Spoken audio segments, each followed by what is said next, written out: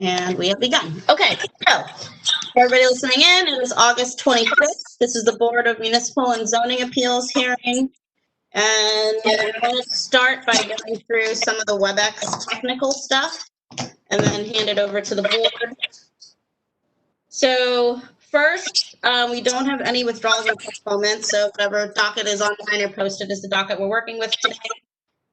Please mute yourself if you are not testifying. We can cut down on any background noise. Use headphones if you need to. What we're going to do is we call a case, and when we call that case, we're going to make the appellant a panelist, so they'll show up on the screen. They'll be able to speak if they have a phone or aren't using video.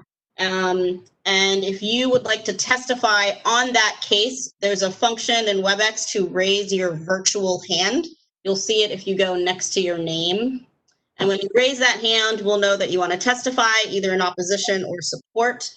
For call-in users, you obviously do not have that raise your virtual hand function. So for each case, at the end of each case, I will go through each of the call-in users and just unmute you really quickly, and you'll hear 2 beeps. And if you want to speak, then go ahead and do so. If not, then just stay silent and I'll move on to the next person.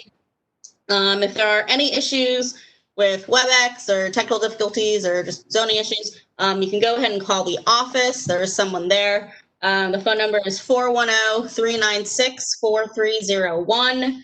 You can also use the chat feature if you want to testify or having any difficulties. I'll be monitoring that. I do ask you to use the chat feature and not the Q&A feature, which does not work as well. And that is it. So I'll pass it off to the chair.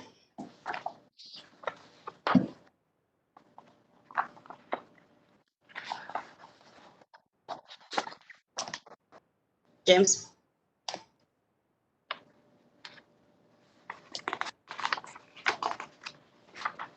We might have lost him. Hold on.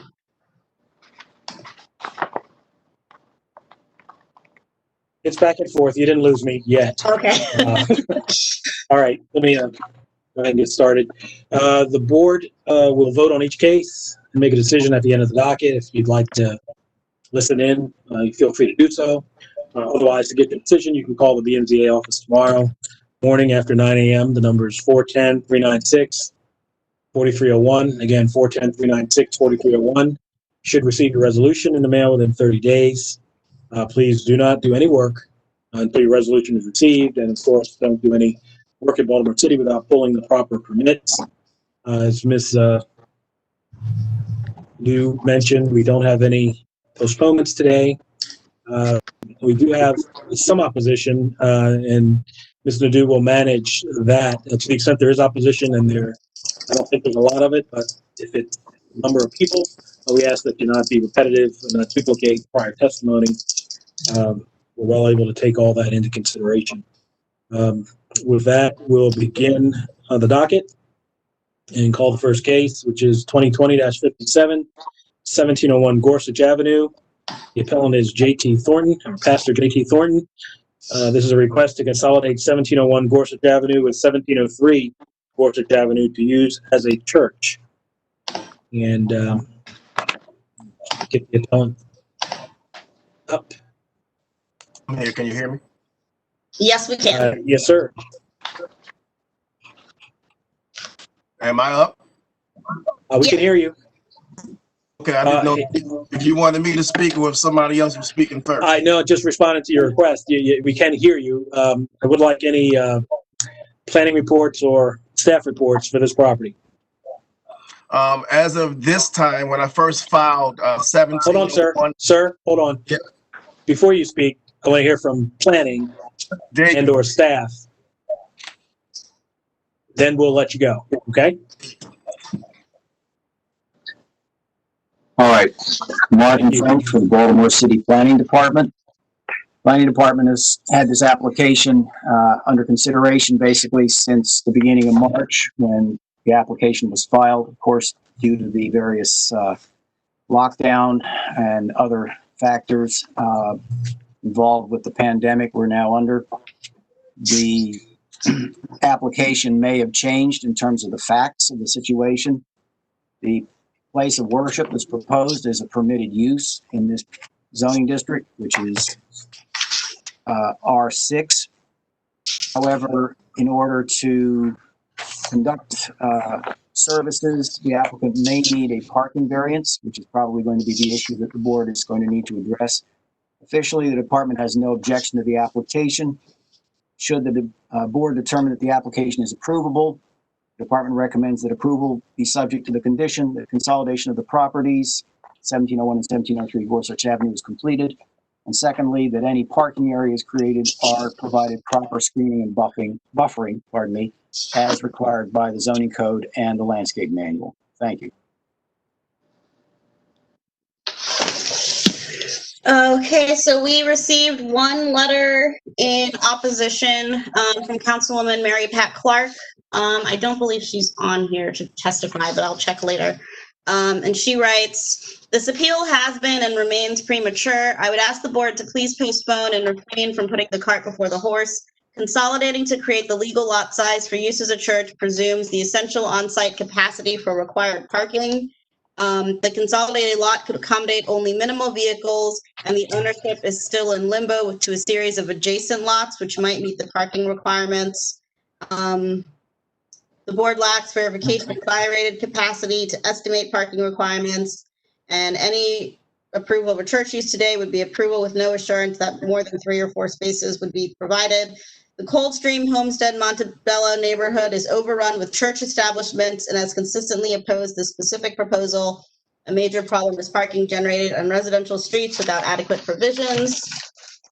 This is not a one-day Sunday situation, as throughout the city, CHM churches traditionally hold weekday evening events which impact residential peace and safety by creating parking and traffic disruption and requiring neighbors to park unsafe distances from their homes, often after dark. Please postpone this appeal until the board can assure itself and the neighbors that off-street parking is adequate, and until adequate parking is more than a probable consolidation for 17 parking spaces." When was that dated? So she sent this to me this morning. Okay, thank you. I will note for the board that it's up to the appellant to request a postponement. Obviously, the board prefers if they can meet with the community first, but I just want to make note of that since usually opposition can't request the postponement.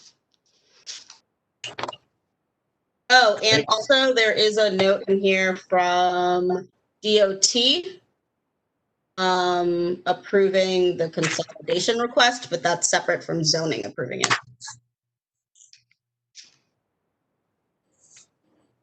Okay. Is this Pastor Thornton who's on? Yes, I'm here. Hey, go ahead, sir. I agree with everything that Mary Pat Clark said. However, the church does own 1701, 03, 05, 7, 9, 11. And we do have adequate parking to be off of the street. Our church is a little bit different from other churches in that we are on the southeast corner of Polk and Gorsuch, and there are no immediate residents inside of that little small vicinity that we have. If we needed to park on the street, which we don't, or which we wouldn't, we would only be on Polk and on the odd side of Gorsuch Avenue, which the first resident doesn't come into play until 1725. So we will be well out of the way of the residents. In addition to that, we do and now have combined 1701 and 1703 to meet the proper square footage.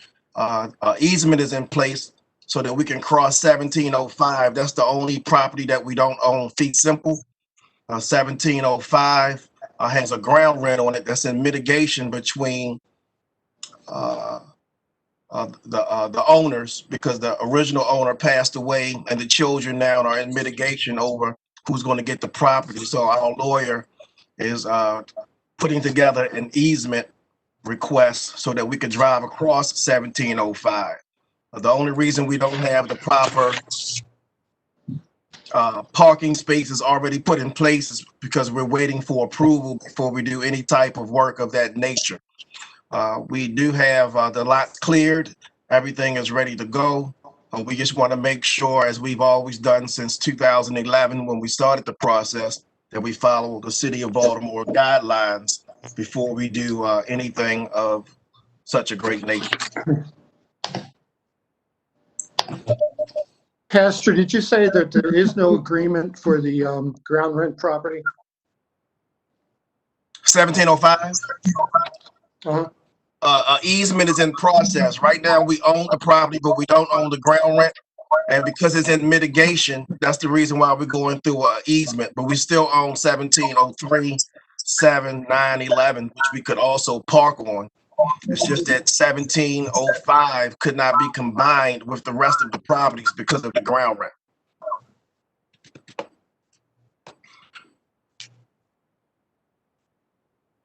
Do you have any plan for the parking area? Only plan we have is to be able to use it so that we can put the church cars on it, and our members and visitors can park on our lot and walk into our church. Where would that parking be exactly, and what do you intend to do? I mean, do you intend to pave a lot? Have a paved lot on any of those properties that you just identified that the church owns? We're not going to actually pave the lot. More or less, we're going to stone it. I think if you pave it, it comes with a lot of extra work that comes with it. So we're in the process. As a matter of fact, we have 6 truckloads of gravel already sitting there. Only thing we want to do is be able to put the gravel down on it. Okay, sitting there. When you say sitting there, where is it sitting? And so where would that stone or the gravel lot be? The gravel is actually sitting on the lot 1707 and 09. It has to be spread out.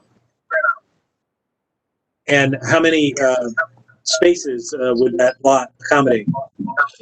We had a diagram drawn up back in 2010, and according to the diagram, that would provide 18 spaces around the edges, and not even including the area that's in the middle.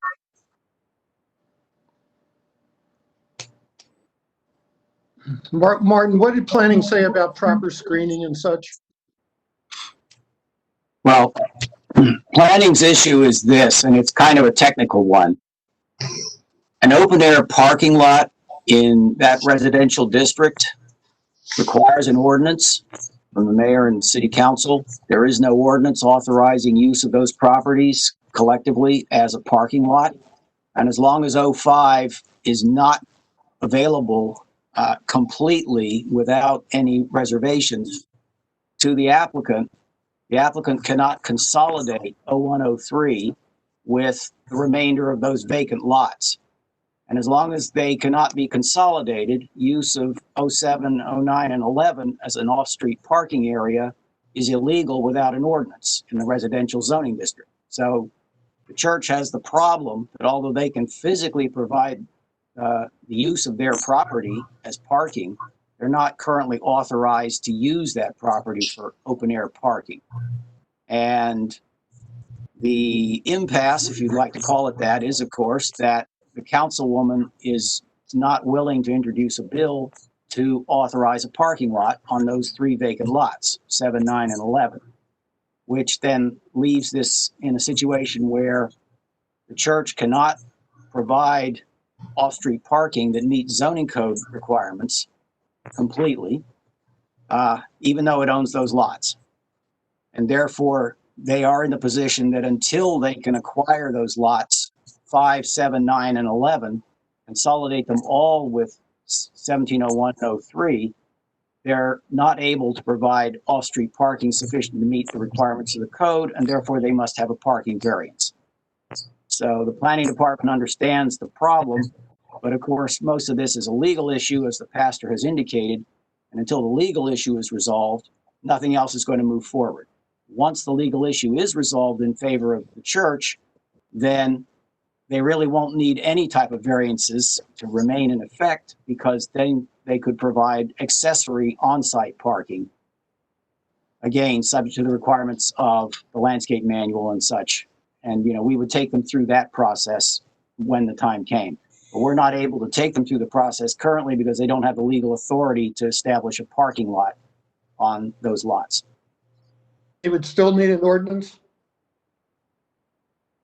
The way the zoning code is written currently, conditional by ordinance. Pastor, are you aware of that? Yeah, Mr. French was telling me about it, but he also advised, and other people advised me that if we get an easement, we have to get permission to cross our own property to be able to park. So, I mean, he has explained that to me, but like I also explained, there is adequate parking on the street. With 1703, we could probably, based on the entry onto the lot, would be able to fit 5 cars. So with 5 cars on 5 cars on 1703, 2 cars on 1701, that's 7 cars, which would only leave us 10 parking spaces for the street with no residents in that block, the first part of that block, until the easement or the mitigation was resolved. And do you know that once that's resolved, you'll need an ordinance for a parking lot? I'm sorry, say again, please. I said, from what I understand, once you resolve that issue, you'll still need an ordinance for the parking lot. Are you aware of that? No, I won't need an ordinance if all of the properties are combined. Right now, the problem is that because of 1705, they can't be combined. So the variance is just to give us approval. I guess the variance is just to give us approval until that time when the 1705 mitigation problem is resolved. If the problem was resolved, we wouldn't even have an issue here today because all of the lots would be combined as one, and it would just be 1701 Gorsuch Avenue. Is that right, Martin? Yes, that's correct. And so it's like we own the property, but we can't use it for what we need it for because of one piece of property that's causing us problem with a ground rent on it. Did the current property owners of 1705, do they have any indication as to when this issue with the ground rent is going to be resolved? Well, we are the owners of 1705. We actually bought the property in the tax sale. The last owner is nowhere to be found. The owner of the ground rent, like I said, passed away. So we hired lawyers to try to do the research that they did, and this got us to the point where we are now. Okay. Sorry, I misunderstood that earlier. Yeah, so we actually own all of the property as far as being able to put buildings on it, but we just don't own the ground rent on 1705. We have the ability to fence the area. We have the ability to gravel the area, secure the area, take care of the area, keep the area. It's just that we can't use it for parking for the area because of the open parking rule that they have, which I do understand. And I acknowledge that I do know that, but it wouldn't be open parking if we were allowed to do what we were trying to do without the problem that we're having. So you say without a parking variance, you could accommodate how many spaces on using street parking? Did you say 17? I believe the requirement for our church would have to be 17 spaces. 1703, if we park on that property, 1703 only, that would provide at least 5 to 6 spaces. The rear of 1701 is open with a parking pad, which is 2 spaces, which would give us 7 or 8 spaces. So we only would need 10 or 9 spaces on the street. And keeping in mind, we have been operating in this building since we were established in 2007 with no traffic problems at all from our church, because our church is isolated from the residents in that there are no residential neighbors on that southeast corner of 1700 block of Gorsuch. The first house where someone actually lives in is 1725, which is in the middle of the block, and we're at the front of the block. And Polk Street, which is a small street, has no residents on it at all. What's the capacity of your church? 50. 50?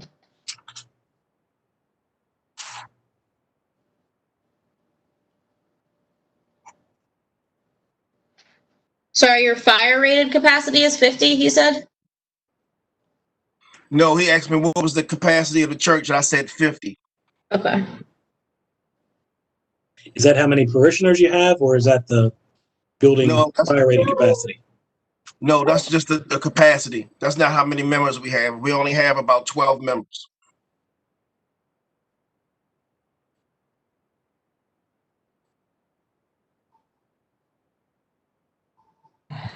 I'm looking at the aerial photo of the, that's provided in our packets, and I see the church at the corner where you talked about it, Gorsuch and Polk, and then there's a space, and I see where the gravel is poured, and more houses, but there seem to be 3 or 4, maybe 4 houses directly across from 1701. Yes, the even side. The even side, right. And are those, to your knowledge, are those homes occupied? Yes, there's someone in everyone. The corner house is a church, 1700. The pastor and his wife live upstairs. They don't have a vehicle. 1702, good friends with the church. They don't have a vehicle. 1704 has 2 vehicles, and 1706 has 1 vehicle, and they all park in front of their house on that side of the street. Okay. And you said 1700 is a church as well? Yes.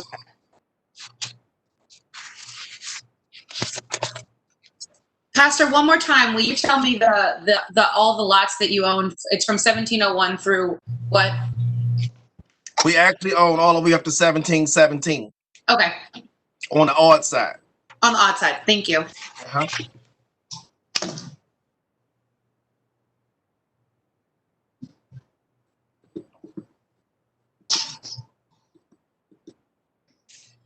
Okay. Any more questions from the board? No. Okay. Sorry, I'm gonna go through the call-in users real quick, particularly because I don't know if Councilwoman Clark wanted to testify. I don't see her on here, but I'm gonna go through the callers regardless. So again, for people calling in, you're gonna hear 2 beeps. When you hear those 2 beeps, if you want to testify, go ahead and say so. If not, stay silent, and I'll move on to the next one. And here we go.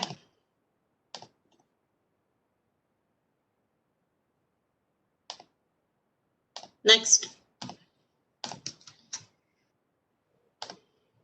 Okay.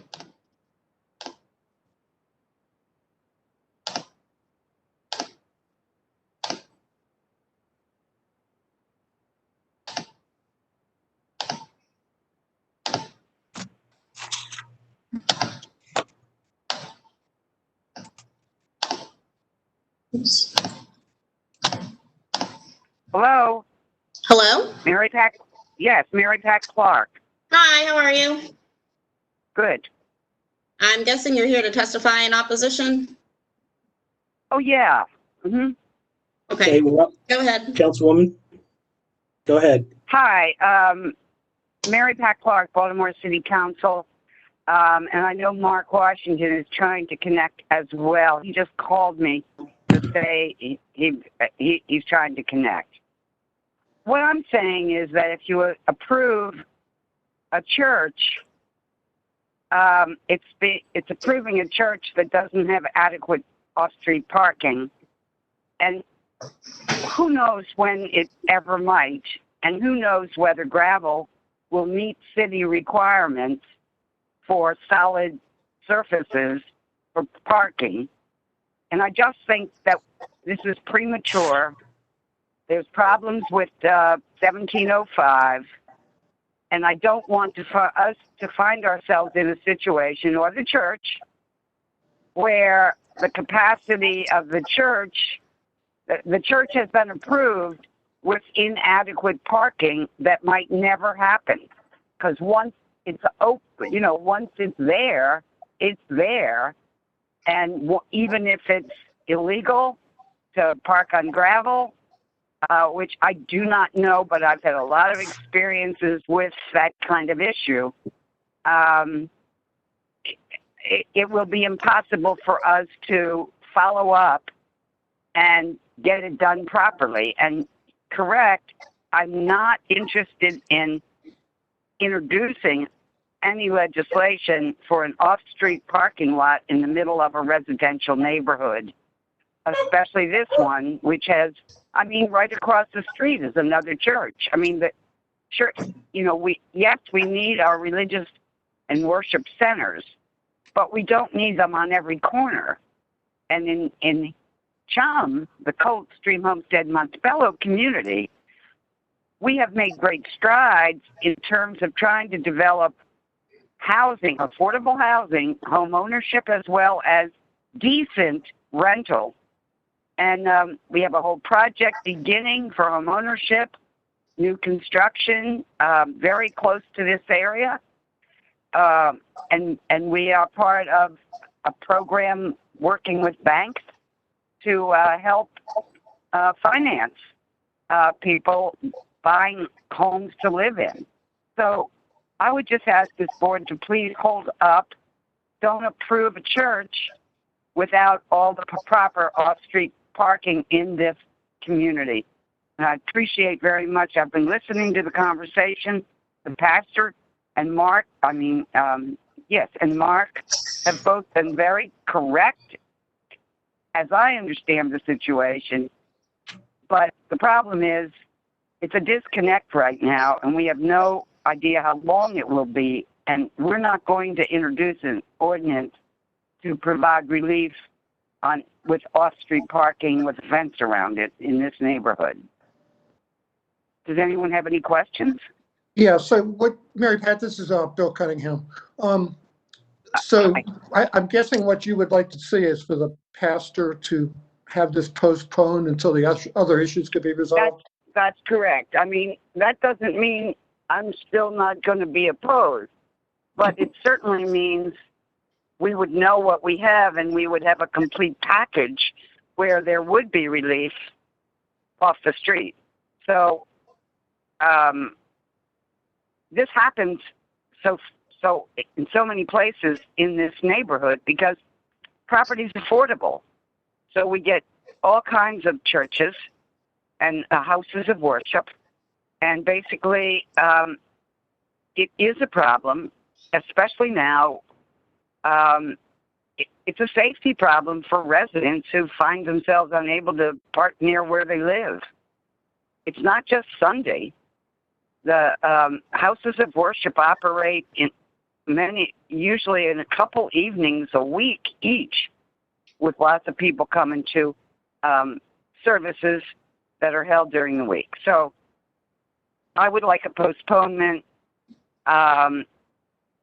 very much till this thing gets itself resolved and we know for sure what we've got. And I have a chance to look into the surfacing of a potential lot, not one that I would sponsor, but one that would come by right once 1705 gets itself resolved, which is not today. Mary Pat, across from the church on Gorsuch Avenue, there's another church, then 3 residential buildings, and then a vacant lot next to that. Is that lot under development? I don't know. If Mark Washington gets on, he might know, but I doubt it. Okay. No, it just got knocked down a couple of months ago. Yeah. We're into demolition right now. We're very grateful for the demolition that's occurring in this part of the neighborhood because of new development that we are working with nonprofits to fill in the blanks. We want housing here, affordable housing for renters, decent rental properties where that are owned by people who answer their phone calls, and also home ownership.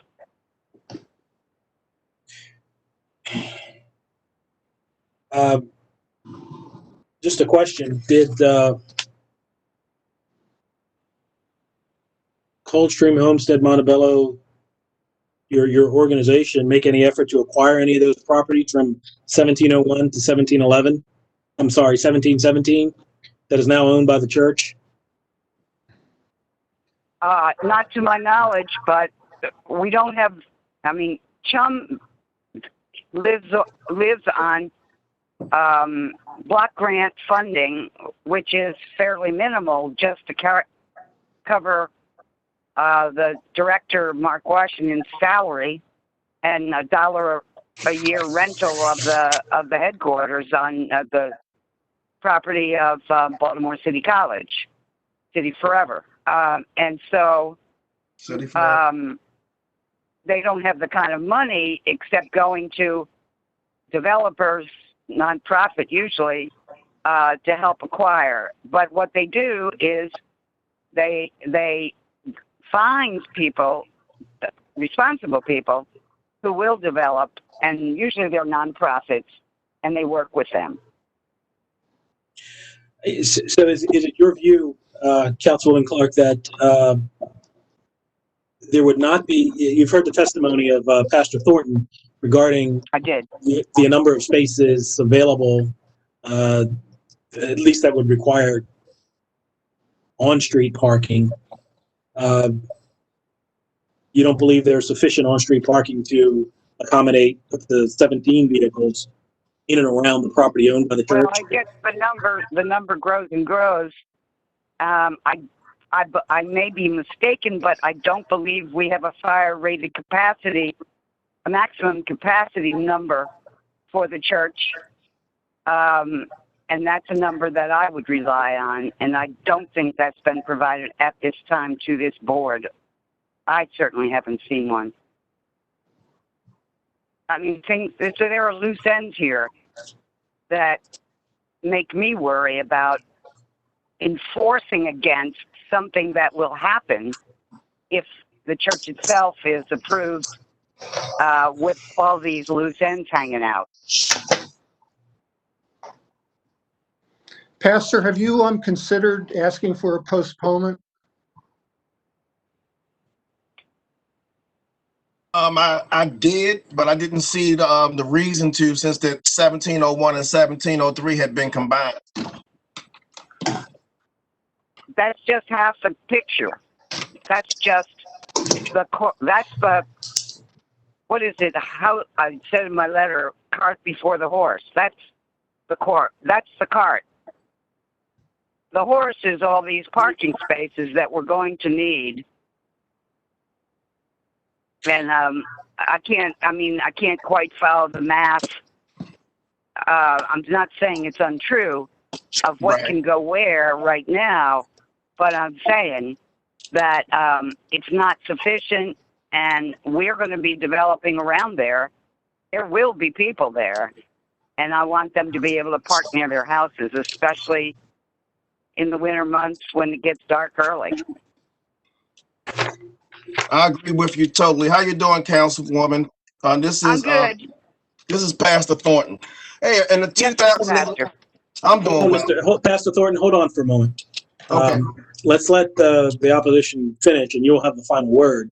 But in the interim, I'm sorry, I'm going to ask her a question. I'm sorry. hang on 1 second. In the interim, I have a question for Mr. French. With the property as is and the request being made, what is the parking required if we know? And The parking requirement is one parking space for every 4 worshipers. So if there were to be 50 worshipers, there would need to be 13 spaces because you are going to round up that other half space. The original application actually estimated up to 100, which was the basis for the planning department's comment talking about a possible need for 25 parking spaces.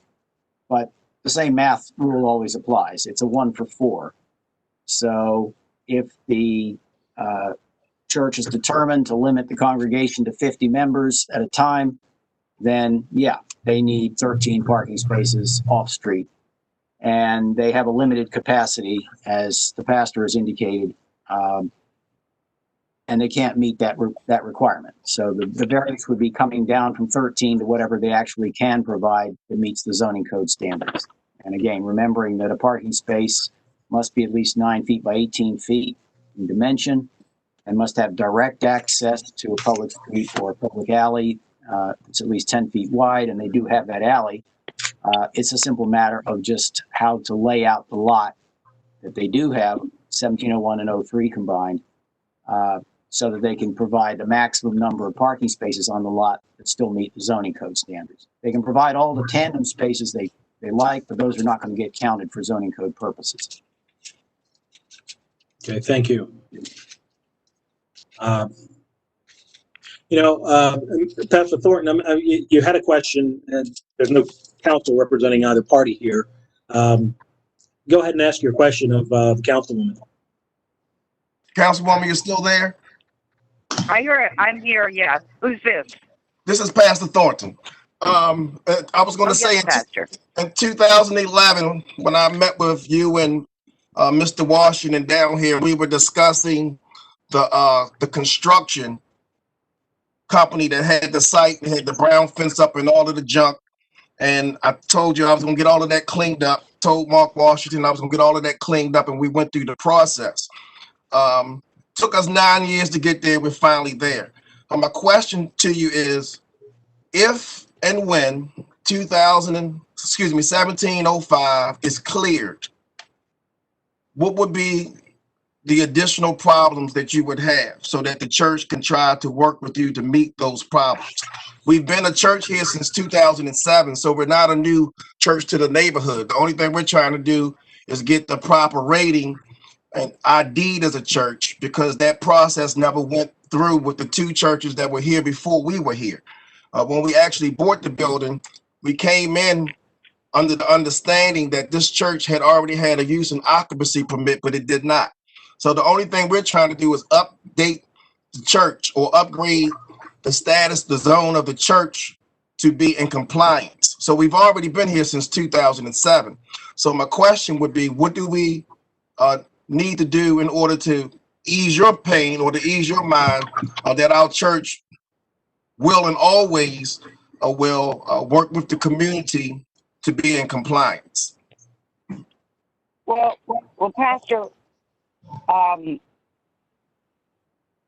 think that it's a moot question, because I probably won't be here by the time this 1705 gets resolved. Okay, really. I mean, I'll be living here, but I'll be doing so as a private citizen that calls up and complains about too many churches in the neighborhood or something. I got you. All right, so I can't make a commitment, but that's proper, because it's going to be the Chum organization that answers your question. And right now I'm getting complaints. I know this is not going to make you happy, about all the whatever it is that's on that lot. Well, now I know what it's coming from. It's gravel for the parking lot that you're hoping for. So I understand what's going on, but I'm not even sure that gravel is going to meet the need and the law for housing. But that's another issue. But I probably won't be here when you come back. And there'll be someone new, but Mark Washington, I hope, and expect, will be there, and so will Chum. So that's really who you need to ask the question to. And he's kind of desperately trying to figure out how to get on, but he might just be like me, waiting for the beep beep. I was just going to say there are still 5 callers I haven't gone through yet. He's so one Let's of go them. through those. So he's one of them. Okay. All right, so there are 5 remaining callers who haven't heard a beep yet. I'm going to go through one at a time. And if you're here to testify on this case, then go ahead and speak. Thank you all very much for listening. You're welcome.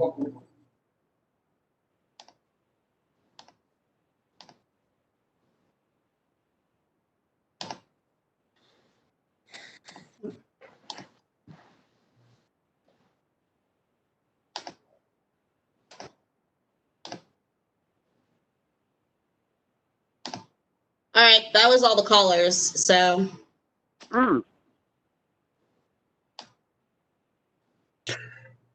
Well, am I still on? You You are, are. yes. Let me just say that Mark called me in the middle of my being on hold to ask me how to get in, and I couldn't really tell him how. I mean, there's a phone number on the website, but anyway, he didn't make it. But I hope that you will. I saw your new rules of having people having a few sometime after a hearing to still legally put in comments, and he will do that. I will ask him to do that. Is that okay, Pastor Thornton? That's okay, but is it possible that we can call him? Sure. So, well, hold on. So we're not going to call, but so the rule is the board, any case they hear, if the board decides not to hold a decision, so if they decide to vote, the board goes ahead and votes, and then when the result comes out, if anybody is opposed to that result, it's basically like a sped up version of the motion for reconsideration. So after any virtual hearing, you have 10 days to submit additional evidence if you had technical difficulties or weren't able to participate correctly. And the board just automatically grants that motion for reconsideration, which allows that evidence to become part of the file. And then the board discusses whether to change the decision based on that. So in other words, you take a vote today. Yeah, the board can still change. But they will automatically the board will automatically reconsider if a Mark Washington who failed to connect correctly within 10 days submits a request for reconsideration. Exactly.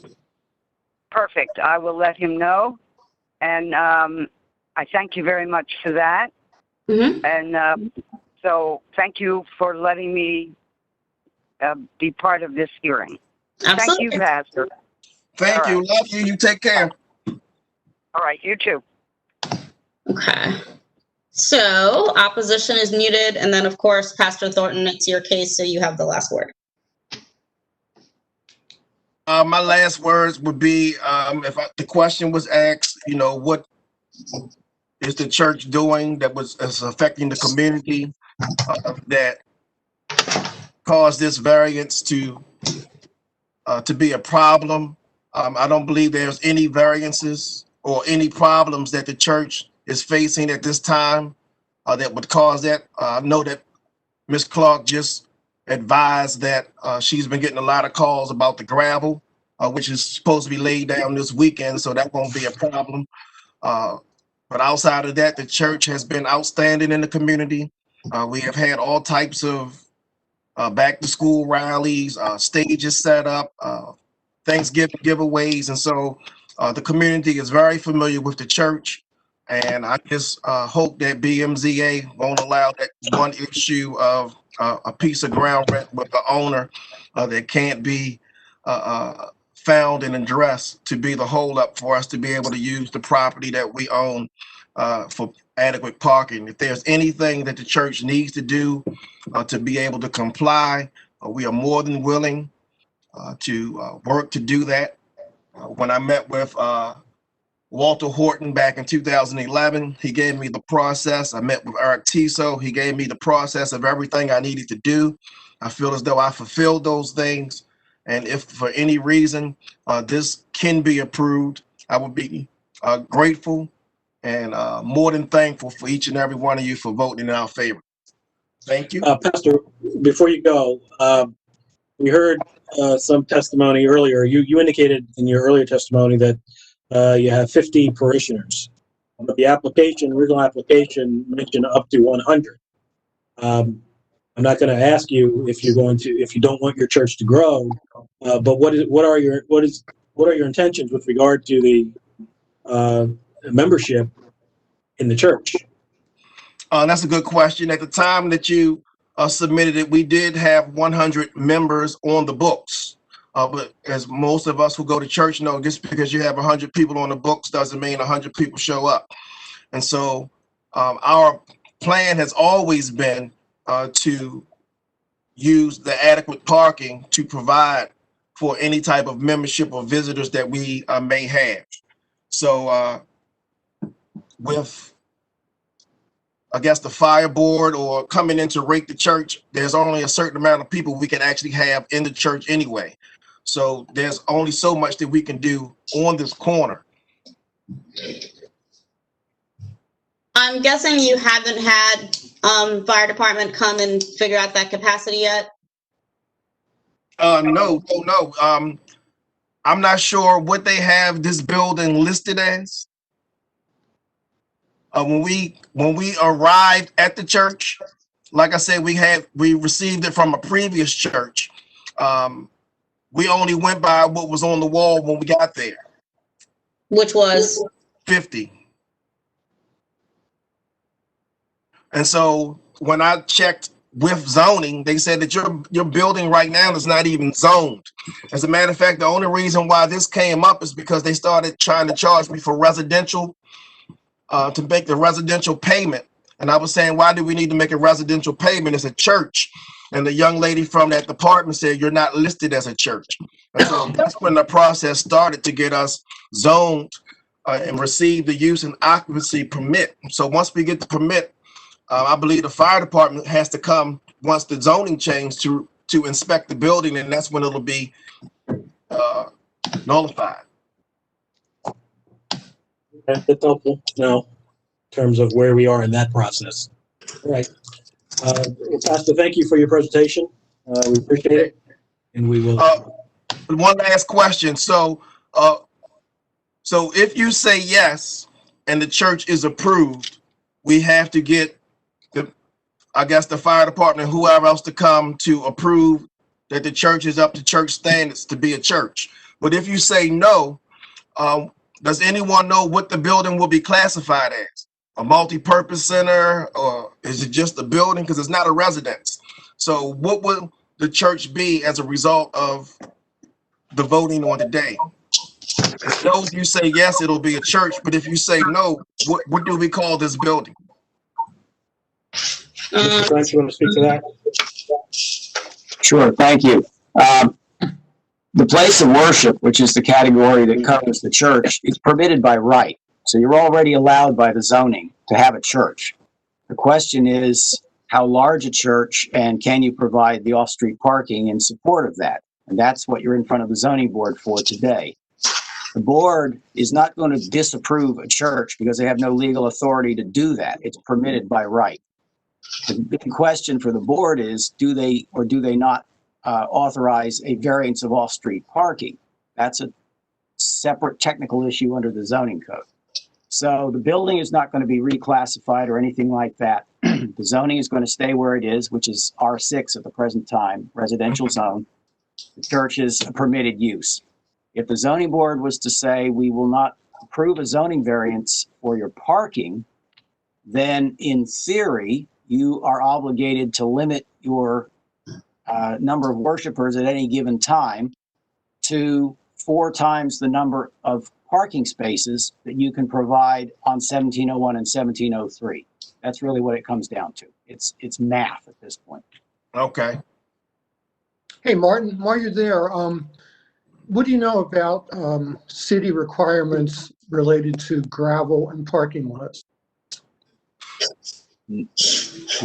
Not much officially, but I have heard there is a requirement for a so-called dustless impervious surface, which would mean that gravel would not be permitted as a surface for a parking lot, which sounds like they're going to end up having to get concrete or asphalt paving in order to make it a legitimate parking lot. But again, they can't actually proceed to create the parking lot legally unless they have an ordinance to authorize it, while 1705 is still a problem. Once they consolidate the lots, including 1705, they'll still be required to presumably pave it in some way. Correct. And meet other requirements for accessory parking on a single property. How did I know that was the answer? Well, we appreciate that. It's a very helpful answer. All right. Well, again, thank you, Pastor Thornton. And we will take this up in the ordinary course. Go ahead and call the next matter. Thank you. Calling the case of 2020-72, 447 East 22nd Street, Donnie Ankry. This is a request to use the premises as the property as 2 dwelling units. And I'll ask for any staff reports and planning reports for this project. Weeru, do you want to read the letters in first? Yeah, I'll do the You letters want me to go first. first? I don't mind. So the first one is from Councilman Stokes, who says, I'm writing today in support of the homeowners residing in the Barclay community. Is my understanding the request is to increase the number of dwelling units from 2 to 4. I don't believe the appellant has reached out to the residents, the association, or my office to discuss the proposed the impact the proposed conversion would have on the community. Barclay has undergone significant changes over the past 15 years. A great deal of development has occurred because of years of resident input and collaboration. In 2005, the community adopted a small area plan followed by a master development plan. Current homeowners are strongly advocating for increased ownership to add greater stability to the area. And actually, Councilman Stokes is on the line, so he's going to testify later. The second letter, these are all in opposition, says, me and my family are opposed to the residents at the 400 block of East 22nd and Greenmount Ave being rezoned as a 2-unit. We've been here over 20 years and have seen the effects of multi-units in this area. It creates problems with limited parking. We've noticed that multi-unit tenants have not shown the same level of pride in home ownership, leading to poorly maintained property and more trash in the front and rear. Has greatly decreased noise pollution and unnecessary loitering and foot automobile traffic in late hours, and then decrease the feeling of safety in the area. And then the last one said, this is another person. So we have 2 different people who are going to testify. So in opposition, so I'll have them go after the appellant. We have Elizabeth Carollo on the line instead of Donnie Ankry. She's emailed me and she's been working on the case, so that's who the board will hear from. And planning is memoized. Thank you. Planning Department has reviewed this application. The department has noted that this particular property is in a locally designated historic district, Barclay Greenmount People's Homesteading District, and that the applicant has obtained an authorization to proceed for this property and may possibly be also arranging to use it for tax credit purposes, historic preservation. That aside, the department has no objection to 2 dwelling units. That would still require a lot area variance of 15%. The department believes that a 15% variance for this particular property is at least approvable, given the fact that this is a relatively large building on a lot that's considerably smaller than what would usually be found under a building of this size. And the department therefore has no objection to approval of 2 dwelling units on the property, subject to the condition that any and all exterior changes, including additions, demolitions, and alterations, are completed in accordance with the authorization to proceed dated May 20th of 2020, issued by the Commission for Historical and Architectural Preservation. Thank you. Martin, you said the applicant has applied for what?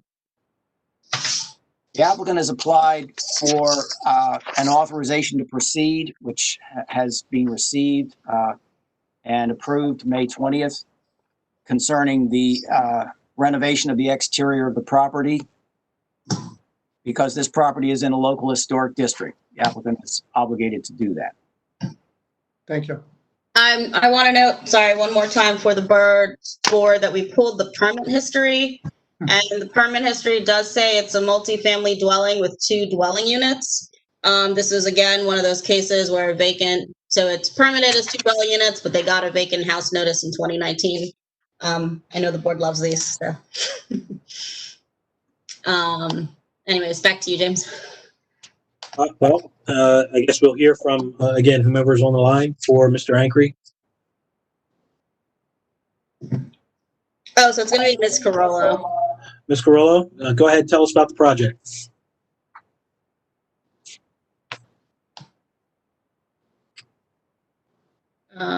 She's not muted.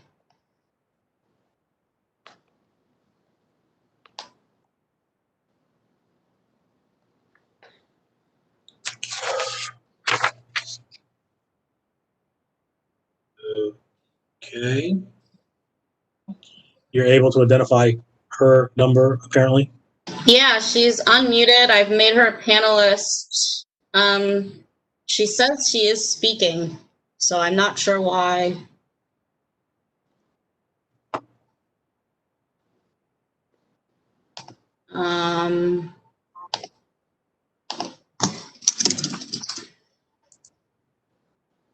Okay, well, this is kind of unconventional, but what we could do is while she's working on that, we can head to opposition.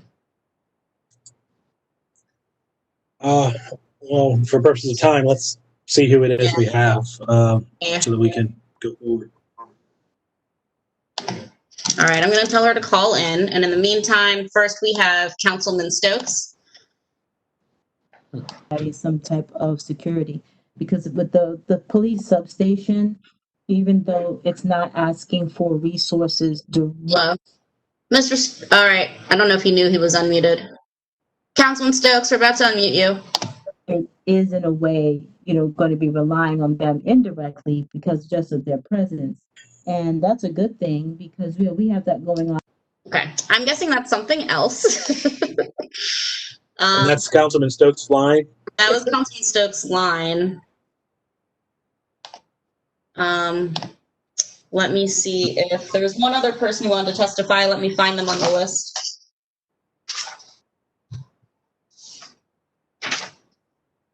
Jay Ireland. I'm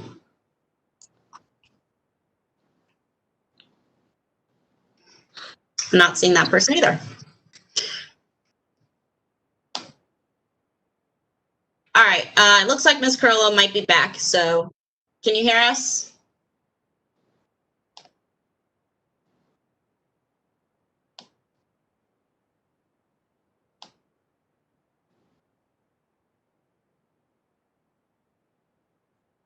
All right, looks like we are having some technical difficulties, Mr. Chair.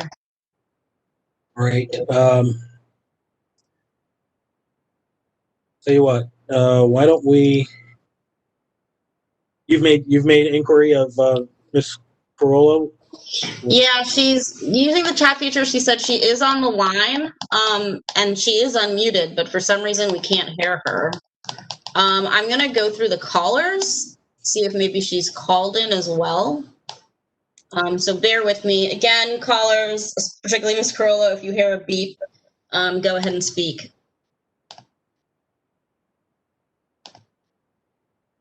Actually, I'm guessing she's... Hello? Hello. Oh, you can hear me. Oh, goodness. Thank you. Who is me? Okay. So, with Councilman Stokes, we're not turning it into a 4-unit. We're just trying to turn it back into a 2-unit.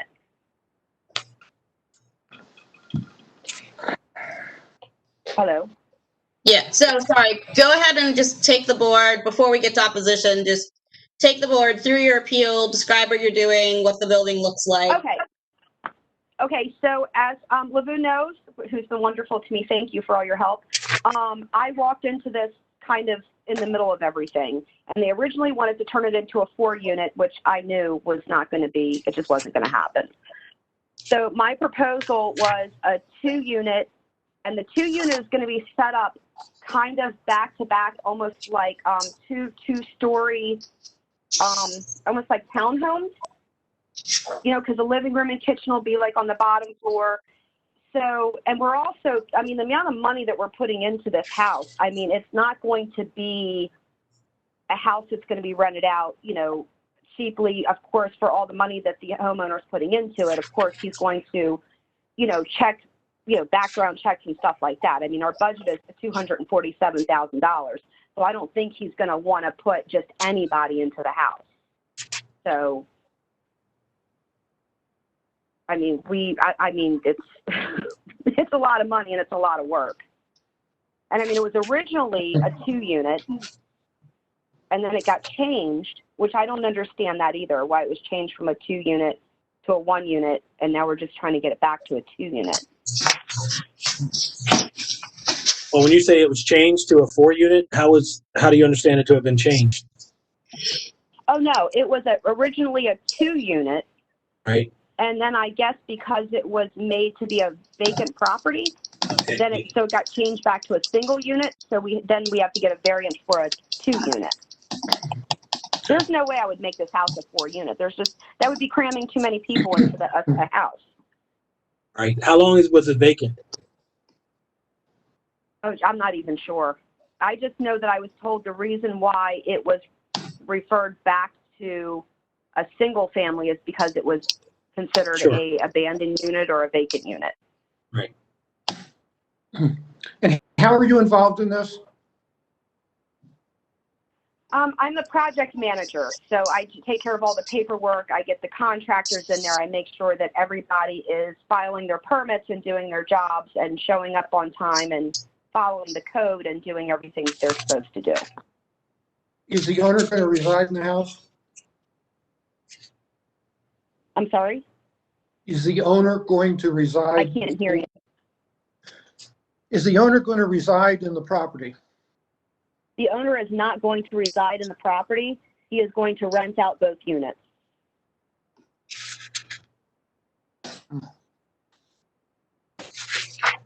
Okay, so I'm going to try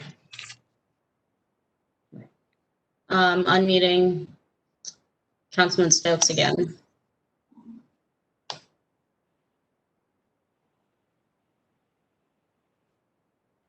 Looks like he's disappeared from the list, so I think he's hung up. All right, so I'm going to go through the callers again.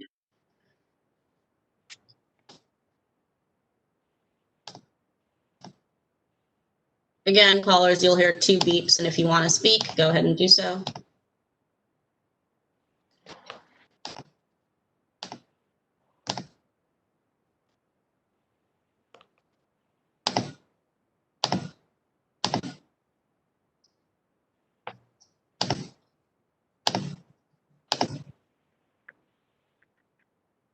Hello. Oh, sorry. Hello. Yes, we can hear you. Lord have mercy. You said I hung up. I'm listening to everything and I'm trying to speak. I don't know what's going on over there. And so, thank you for giving me the opportunity. I guess you read some of the letter that I sent. And the reason why I sent that letter because I talked to 13 residents in that block. They knew absolutely nothing about it. Nobody talked to them. Nobody came to talk to me. And with all the new development that's going in that 400 block of East 22nd Street, because they had a lot of vacancies there, now we get new home ownership. And the current owners are strongly advocating for increased ownership to add greater stability in the area and add a layer of pride. Because when the 400 block is designated as a local historic district, and the community does not support BMZ 2020-72, and I respectfully ask the board to deny the request.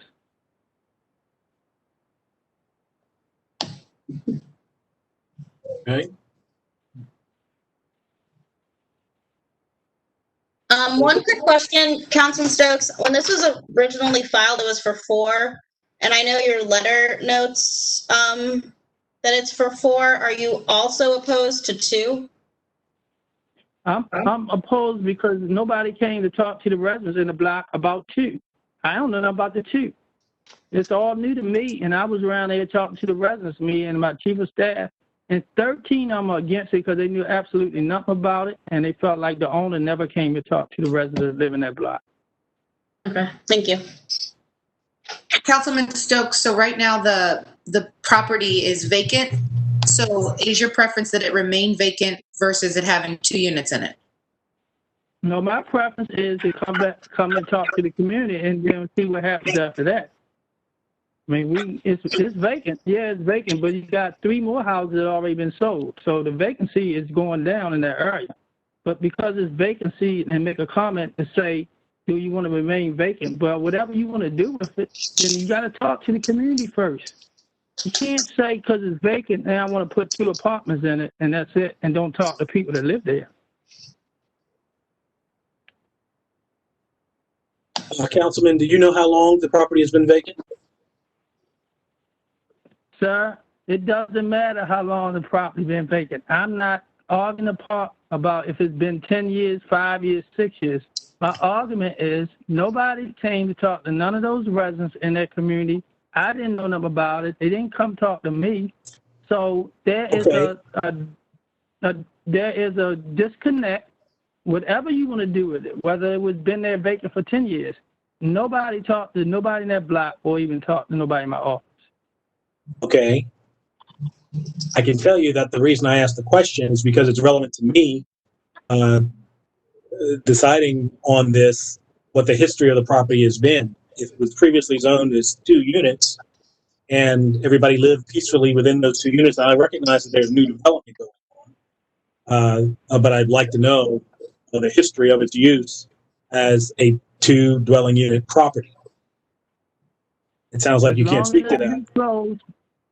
As long as it's been vacant, and if it was a 2 unit, I'm gonna go back to the same statement I made before. Nobody talked to me. Nobody. I understand no one talked to you, sir. We now know that there's a request to use it as a 2 dwelling unit. And so my question is, do you know anything? Hold on. Do you know anything about the use of the property as a 2 dwelling unit property? It used to be a 2 unit. Am I right? Correct. Wasn't it 2? Okay. So my question is, even if it was a 2 unit apartment, nobody came and talked to the residents in the block about even turning it back into a 2 apartment unit. So I understand that. I've heard you. 2 or 4. Well, we keep going back and forth, and you keep saying I don't know what was there. I know what was there. That's not the argument. The argument is nobody. We all know what was there because we can read the history. But my question to you is, when it was occupied as a 2 unit property, do you know anything about the use of that and whether or not that was a problem within the community, it being used as a 2 dwelling unit? Well, talking to the residents, they didn't address that whether it was a problem or not. Okay, thank you. That answers my question. Well, my question is that you didn't talk to the people whether it was a problem or not when it was a 2 unit dwelling anyway. And I understand, and we have that. That's clear. The argument wasn't if it was a good or bad place. The argument is nobody in that block knew anything about just turning it back into a 2 unit dwelling. Okay, I understand that. Is there any other issue that you'd like to raise in opposition? That's my opposition. Okay, thank you, sir. And who else do we have on the call list?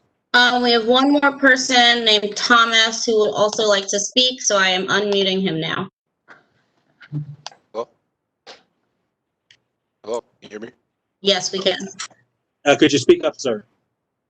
All right, hey, can you hear me? Can you hear me well? We can hear you now. Your name? All right, great. My name is Thomas Cuffey. I'm a homeowner in Barclay. I generally subscribe. How you doing? Thanks for having me. I generally subscribe to single-family occupancy of residential buildings because it provides a little bit more flexibility as far as use of the building going into the future.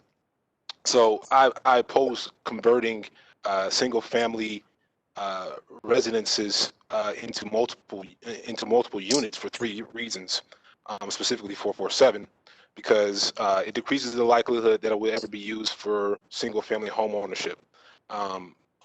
Buildings that are zoned and physically structured for multiple rental units will likely continue to be sold as such to entities that are interested in rental management, and we don't know what intentions they have for the community at large.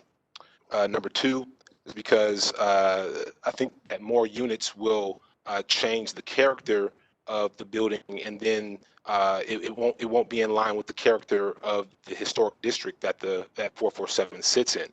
I think originally the buildings were built for single family residency, and I just think that multiple units takes away from that historic value of the community. And then number 3, maybe the argument of is there as far as affordable housing is concerned.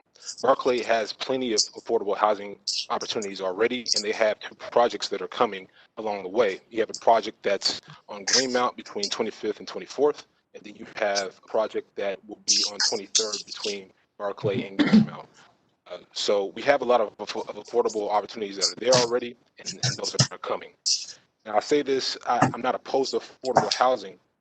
What I am opposed to is the stigma that's attached to affordable housing. And I think that people view that term affordable housing very narrowly. I think it can include affordable housing opportunities for homeowners and also rentals of entire single family homes for one group or one family in particular. That's it. And thank you for hearing me. Thank you, sir. Before you go, do you know whether or not there are any other multifamily uses on that block in the neighborhood? There are at least two apartment buildings that I know of. There's probably more, but from just off the top of my dome right now, I know that there's two apartment buildings at least. There are three. There you go. 3 units. 428, 424, and 411 are all 3 units. Sir, how many of the properties in your block are owner occupiers? I think it would be unfair for me to answer that question without having the data, but I mean, I do have neighbors that I know. I mean, I can sit here and try to count, but I'm not sure how fair that would be. Fair enough. That's fair. The people that I talked to on the block, they said, the corner store, they said there's about 6 or 7 units on that block of people who have been there for, at least 15, 20 years. I have actually talked to people, the residents out there, while we're out there working. Well, people that have been on that block for 15 or 20 years, in what capacity, as homeowners or renters? Homeowners. This is according to the people who own the corner store over there, just chit-chatting with them.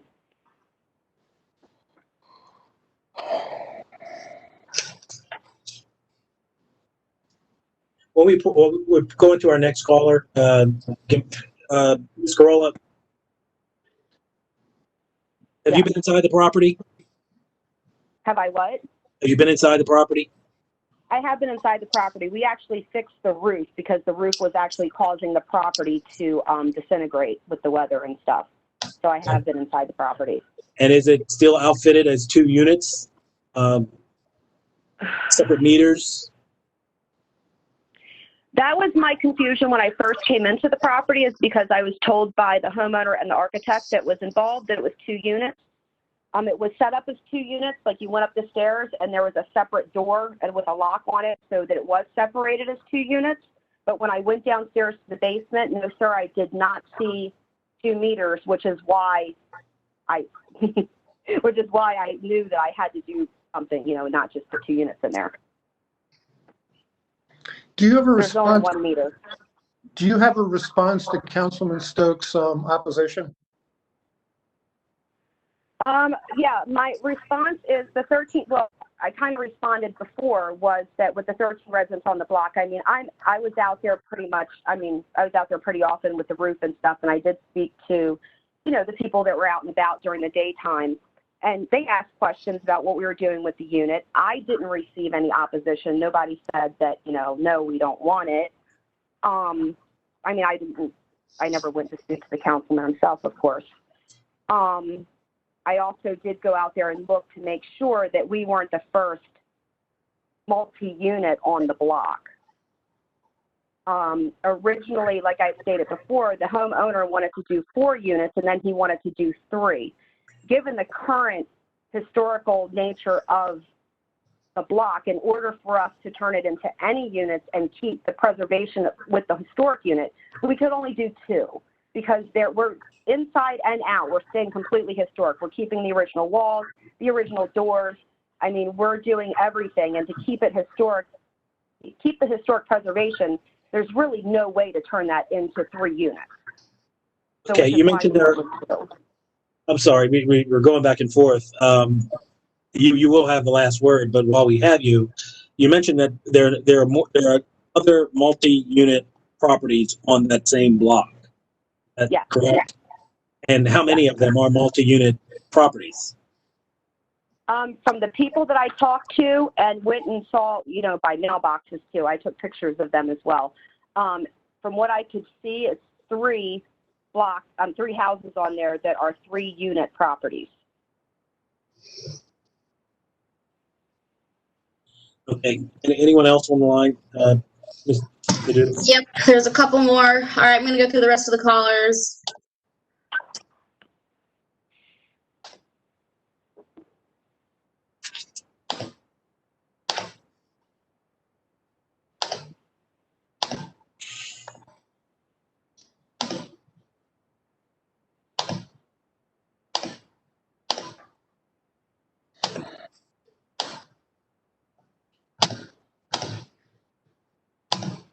Okay, that's all the callers, Mr. Chair. So nobody picked up, I guess. Somebody picked up. All right.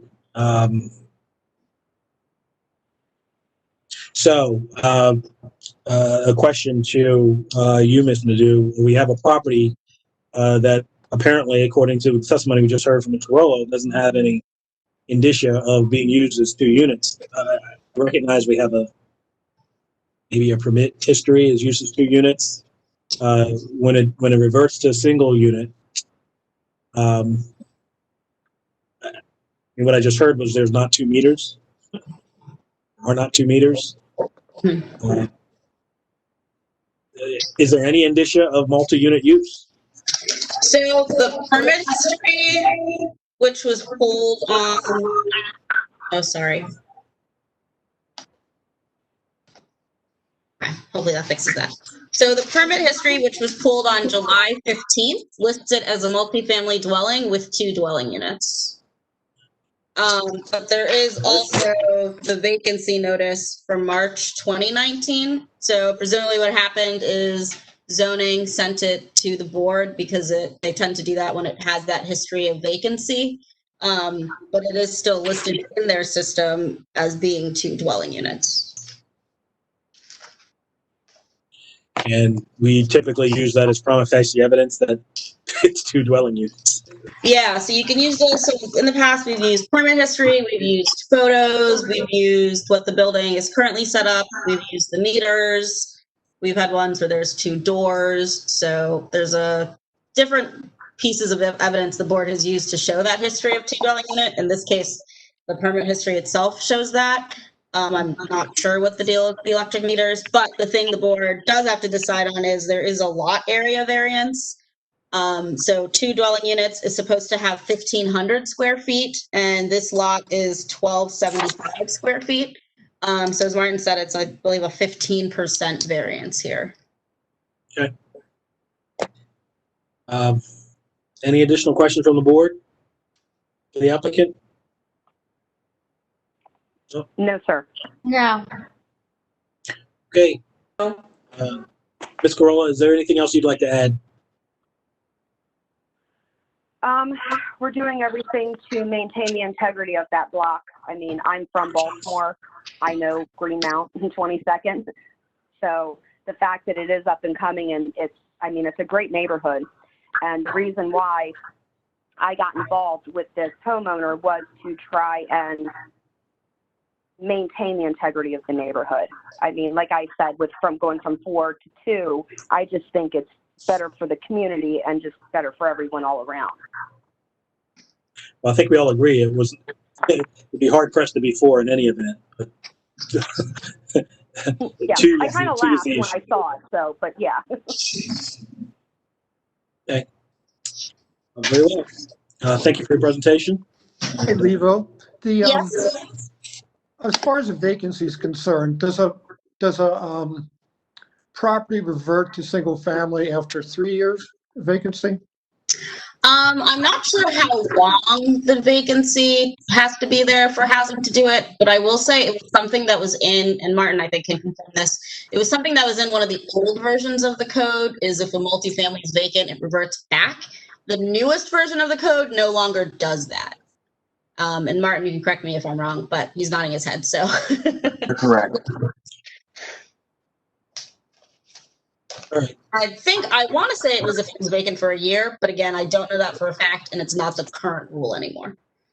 Okay, so it's not the current rule, and there's no legal reversion to a single family that needs to be changed to it.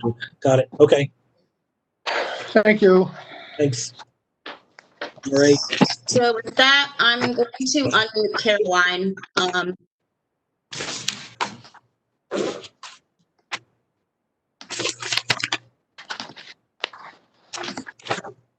Okay, ready for me to call next case?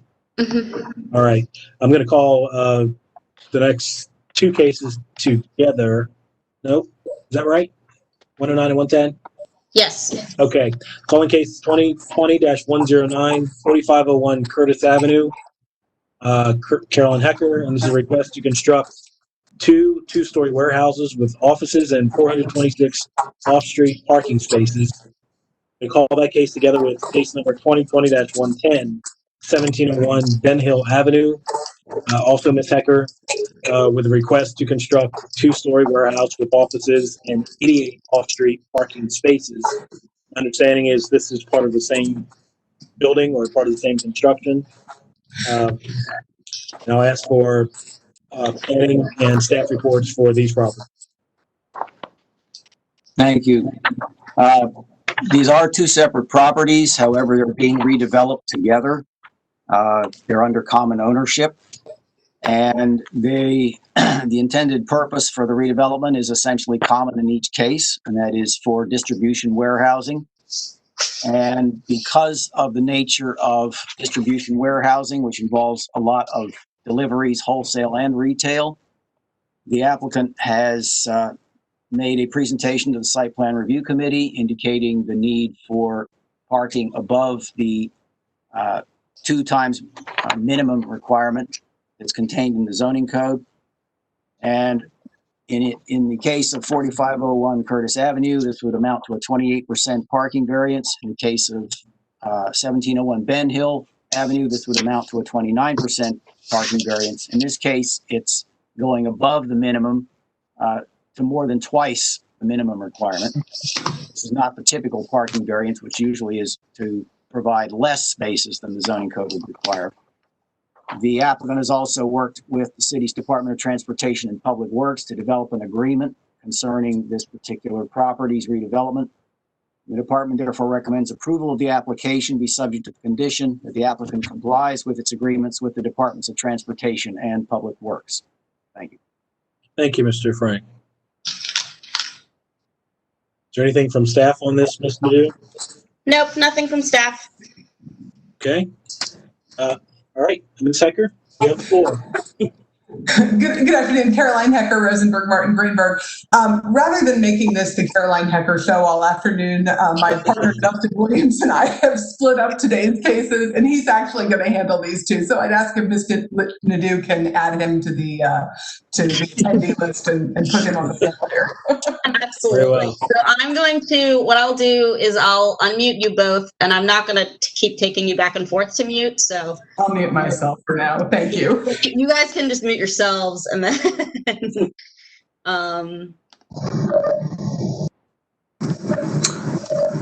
Good. Do you hear me now? yeah, we can. We can. We've got you, Mr. Williams. Great.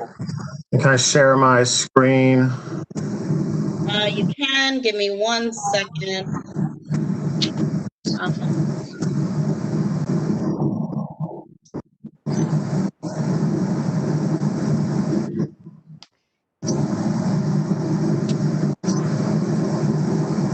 All right, I've made you a presenter, so you should be able to share your screen. Although, by the way, you have a little bit of background noise. Okay. Well, get my mic out. Sorry about that. For the record, Dr. Williams for the law firm. Can you hear me now with this mic? Is that better? Yes, that is better. Thank you. Okay. So Justin Williams from the law firm Rosenberg, Martin, Greenberg. Caroline Hecker's been studying. She's joined on the call as well.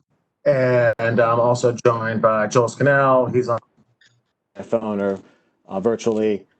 He's with the property developer.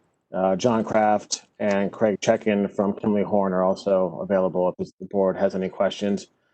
Just to add on what Mr. French had said, this is a development. I've shown the exhibits, and you probably should have the paper copies in front of you as well that we sent to you before the hearing. The the property at 4501 Curtis Avenue is approved with the warehouse that'll be raised and redeveloped with 2 warehouse buildings. And then the property at 1701 Ben Hill Avenue will be cleared out and will be developed with another warehouse building. And the reason for the parking variance is that we're exceeding the parking requirement because this might be a distribution facility. The client or developer is building it to spec, and distribution facilities have potentially a lot of parking, a lot of job creation. For example, the Amazon facility I was looking at the other day, that facility in Trade Point has, I think, 2,000 employees for their 1 million square foot warehouse. So the proposal here is to build in total 580,000 square feet of warehouse distribution space. And that's why the parking will be exceeding what is otherwise permitted by right. The reasoning is generally that this area is not well served by public transportation. There's 1 bus route, but this could be a big job creation center, and it's unique because it's next to the deep water port and the rail lines that are here, and the residential areas to the west of the site would be impacted if we didn't have enough parking to accommodate the employees. And so that's why we're requesting the variance. And I can go into more detail, but unless the board has any questions, I saw there's someone who was interested from perhaps the community. Let's see. Yes, there was. Let me see if I can find him.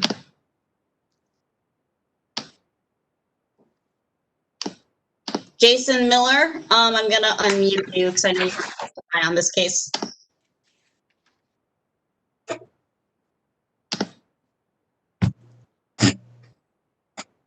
Hello?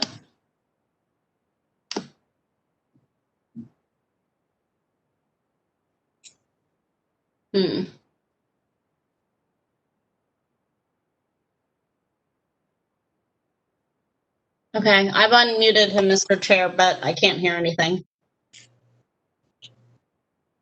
Okay. His name is Jason Miller.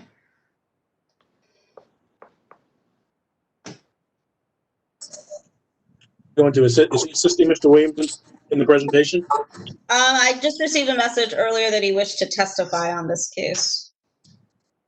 Mr. Chairman, this is Caroline Hecker again. I'm not sure if Mr. Miller will be able to get on or not. Just I wanted to let the board know that he did email me about 2 weeks ago regarding this project. I think he must have seen the sign posted on the building and it had my contact information on it. I emailed him back with a copy of the application that we filed with the board and asked if he had any questions, and I have not heard back from him. So I was taking that to mean that he was satisfied by the application that we had shared with him. I know he has seen it. So I don't know really any more than that, but I thought that might be helpful for the board to know. Okay. Sorry, I just got a message from him. He said he just wanted to hear more about it, and he doesn't have any questions right now. So. Great. So I'm going to go through the call-in users again. Again, call-in users, if you want to speak, you'll hear 2 beeps.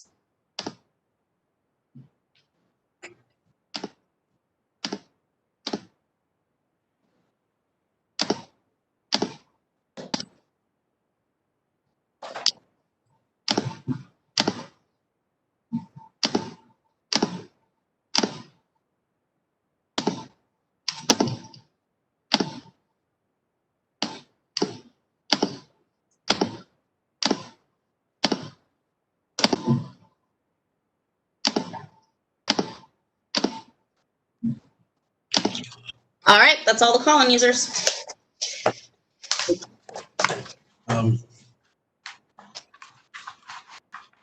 Mr. Williams, is there anything else you'd like to offer on this?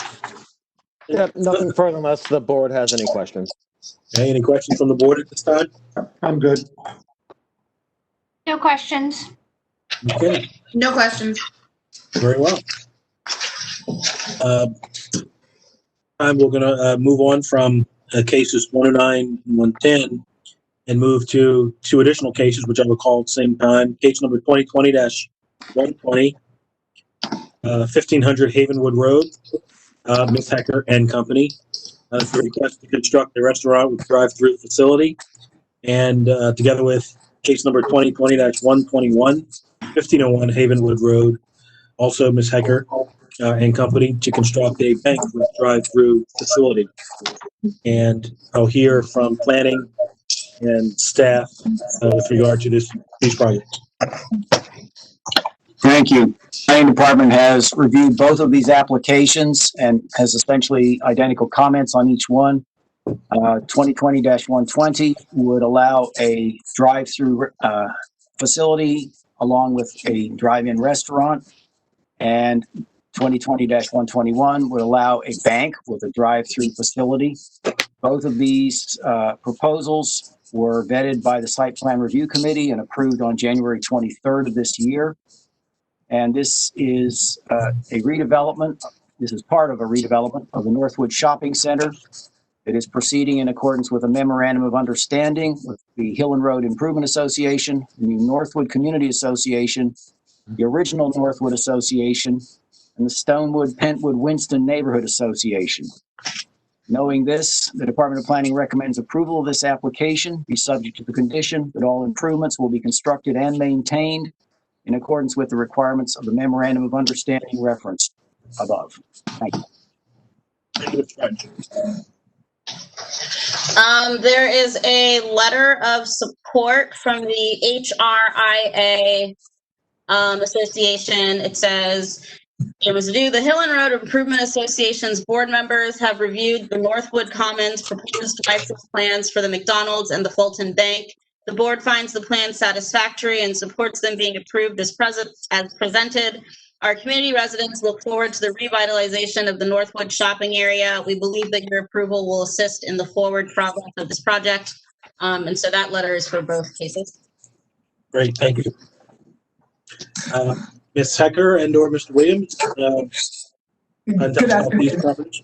Yes, thank you. I'll handle this one. This is Caroline Hecker, Rosenberg, Martin, Greenberg on behalf of the applicants for both matters, the McDonald's drive-through and the Fulton Bank drive-through. We submitted packets of exhibits to the zoning board's office last week, which I can walk through. I know they were fairly lengthy packets. I won't go through everything in too much detail. Mr. Williams is probably a little more tech savvy than I am in terms of being able to share his screen, but I can try to do the same thing if there are items that are of particular interest. But both of these applications relate to approvals for two drive-throughs to be located at the Northwood Commons Shopping Center. I know you all must have fond memories of the last drive-through case that I had before the board, but these two I think are both a little bit more straightforward.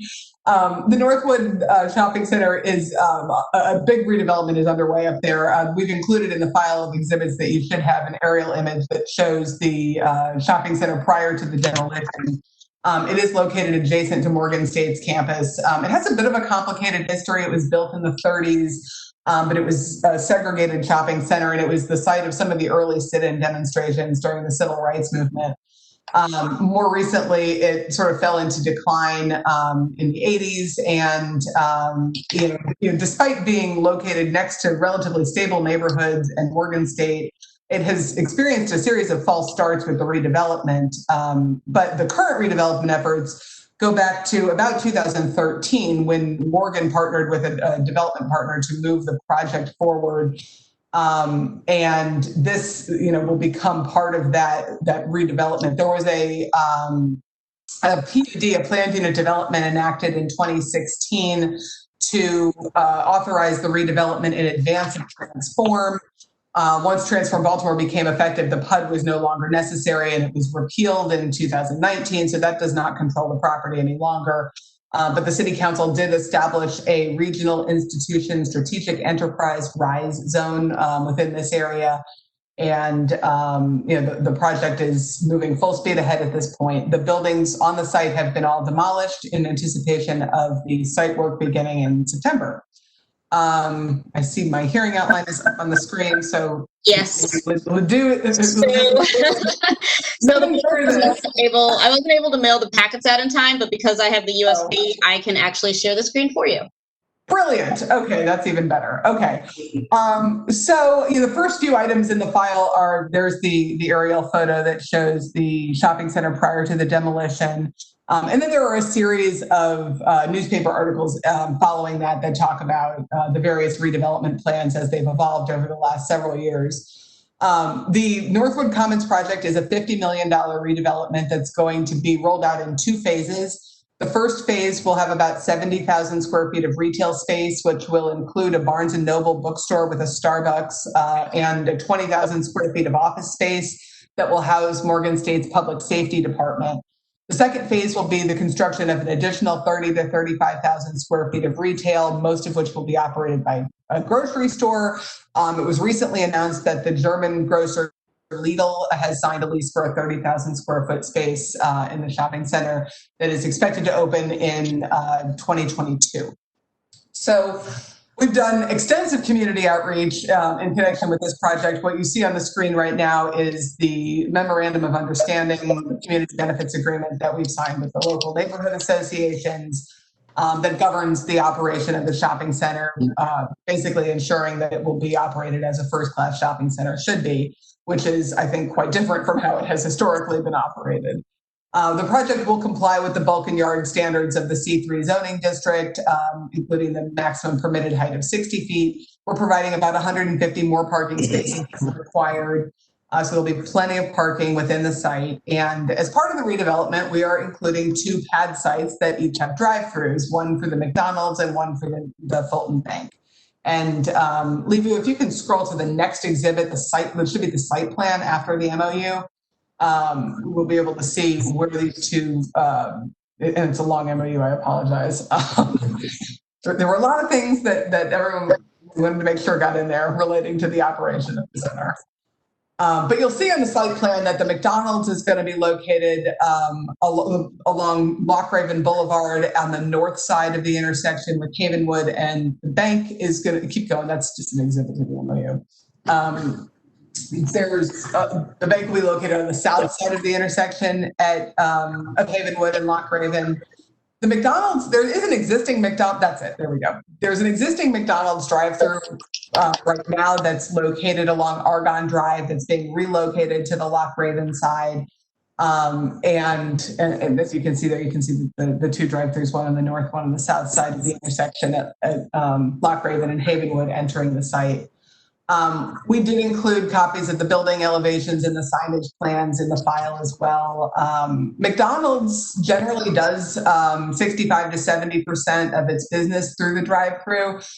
They think it's going to be closer to 65% at this location, given the amount of foot traffic they expect because of the proximity to Morgan State and the surrounding residential area. As Mr. French mentioned, the site plan was approved in January, which included the site plans for both buildings.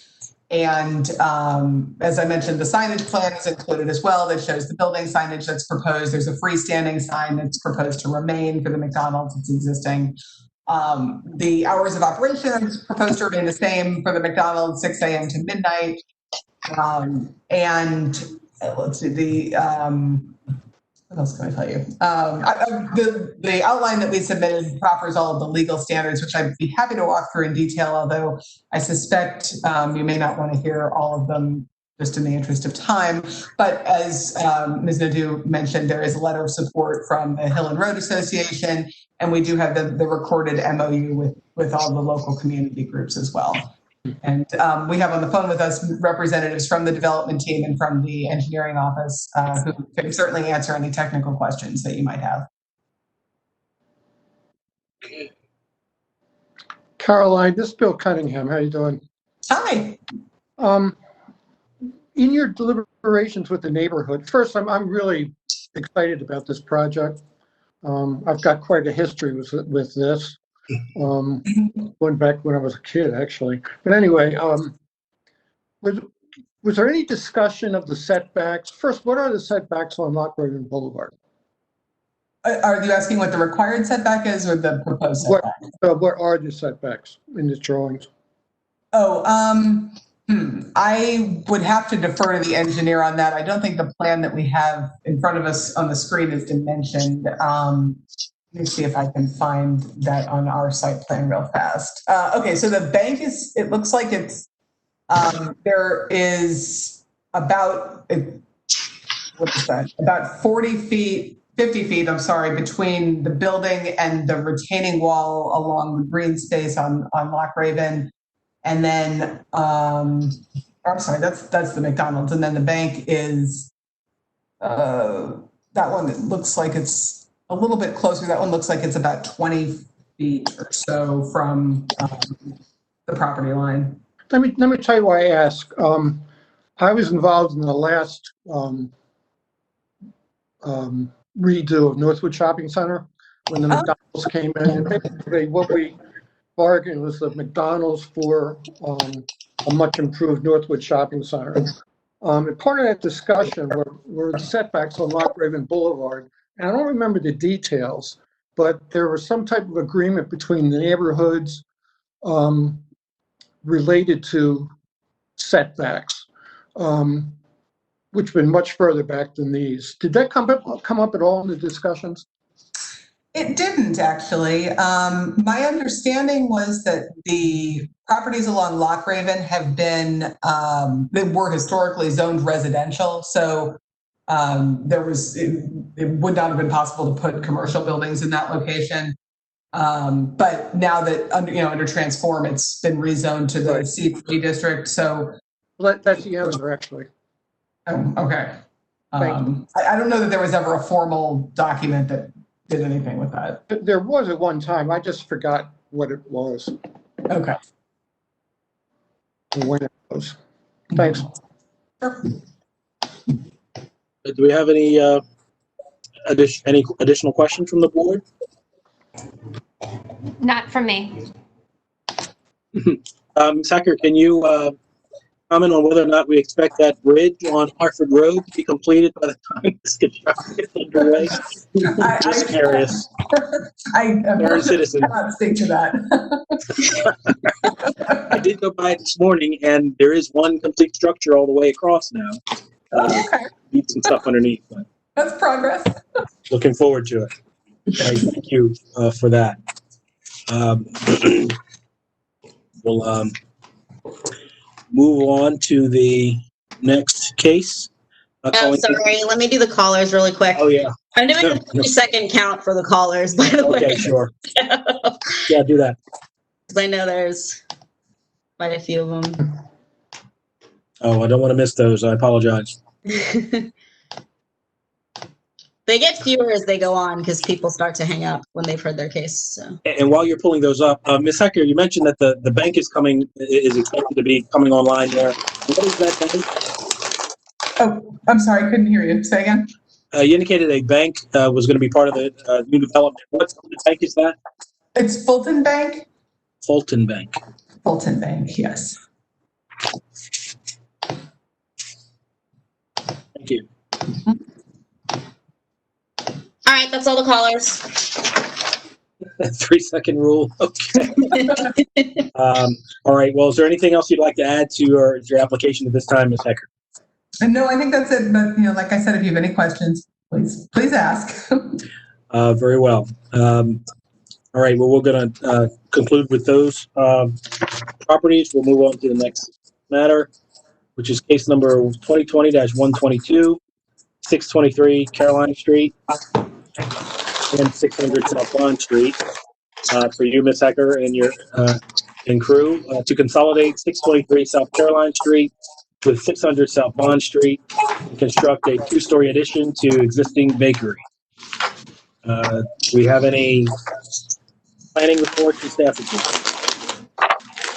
Yes, thank you. This property is located in the Fells Point Historic District, and therefore the proposal is going to require approval by the Commission for Historical and Architectural Preservation in terms of the construction on the site that's being proposed. The department has no objection to this particular construction. In fact, it encourages the consolidation of the lots, as it appears that part of this lot is already being used by a building in common with an adjoining lot. The Department of Planning recommends that approval of this application be subject to the condition that all exterior changes, including additions, demolitions, and alterations, are completed in accordance with the authorization to proceed issued by the Commission for Historical and Architectural Preservation. Thank you. Thank you, Mr. French. Any letters or Anything else, Ms. Nadeau? Sorry, no, nothing from staff. Okay. Very well. Ms. Hecker, we'll hear from you. All And then right, Mr. thank Williams. you. This one with an address on Caroline Street has to be mine, obviously. For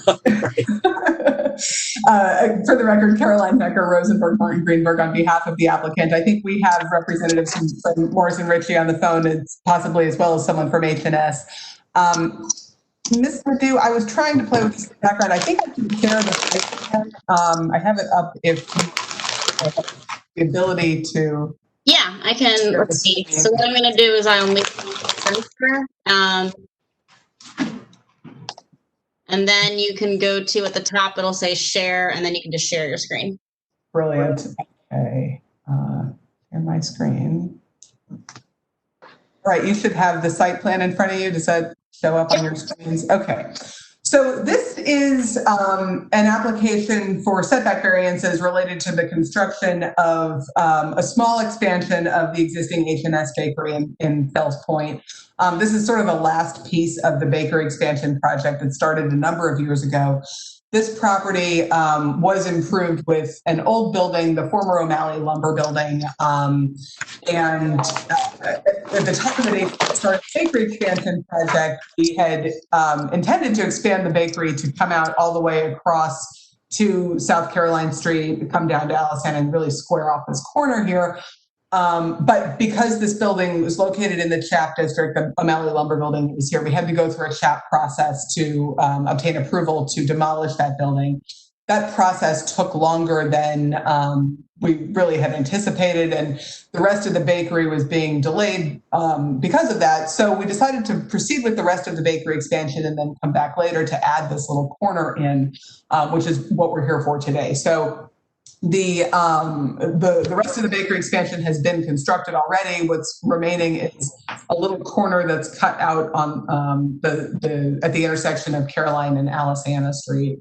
And what we're proposing to do is infill to construct basically a corner for this building now that CHAP has approved the demolition of the former O'Malley lumber building. And in fact, that demolition has already occurred. Let me see if, we've got the renderings or the elevations that show what that corner is going to look like. We'll have a nice entryway, welcome to Fells Point sign on the brick, and then the H&S Bakery logo on the Alisana Street side. And this is just an application for the setback variances related to this very minor expansion. As you saw on the application, or on the docket rather, it's listed as 623 South Caroline and 600 South Bond Street. That's because the existing property is one address. That's just this corner here. It has a 623 South Caroline address. If that was the property, the Caroline Street is the front, then there's a 10-foot setback that's required on that side. It wouldn't be flush with the existing building that comes to the property line. If the address were considered to be South Bond Street, which it will be once it's consolidated, that becomes the rear. There's no setback required on that side. But in either case, it requires a corner setback. There is a 10-foot setback required from the corner lot line. So that's what this application is about. And I'm happy to answer any questions that you may have. Okay. I'm good. I have one question, Ms. Hecker. For purposes of the parking variance, I know your application noted you don't need one. I just want to confirm. So you're not increasing the number of employees because that's what determines the parking. Exactly. The expansion won't result in more employees. It just allows a more efficient interior floor plan. Okay. Great. Well, if there are no other questions from the board or staff, we'll conclude 2020-122 and move on to the next matter, 2020-123, 2000 North Forest Park Avenue. Again, Ms. Hecker, to erect a 25-foot high freestanding joint identification 80 square foot sign on parcel along Windsor Mill Road. All right, and this one Mr. Williams is going to handle, so I'm going to mute myself. Great. While you're getting set up, Mr. Williams, I'll ask for any reports from planning and or staff. None from staff.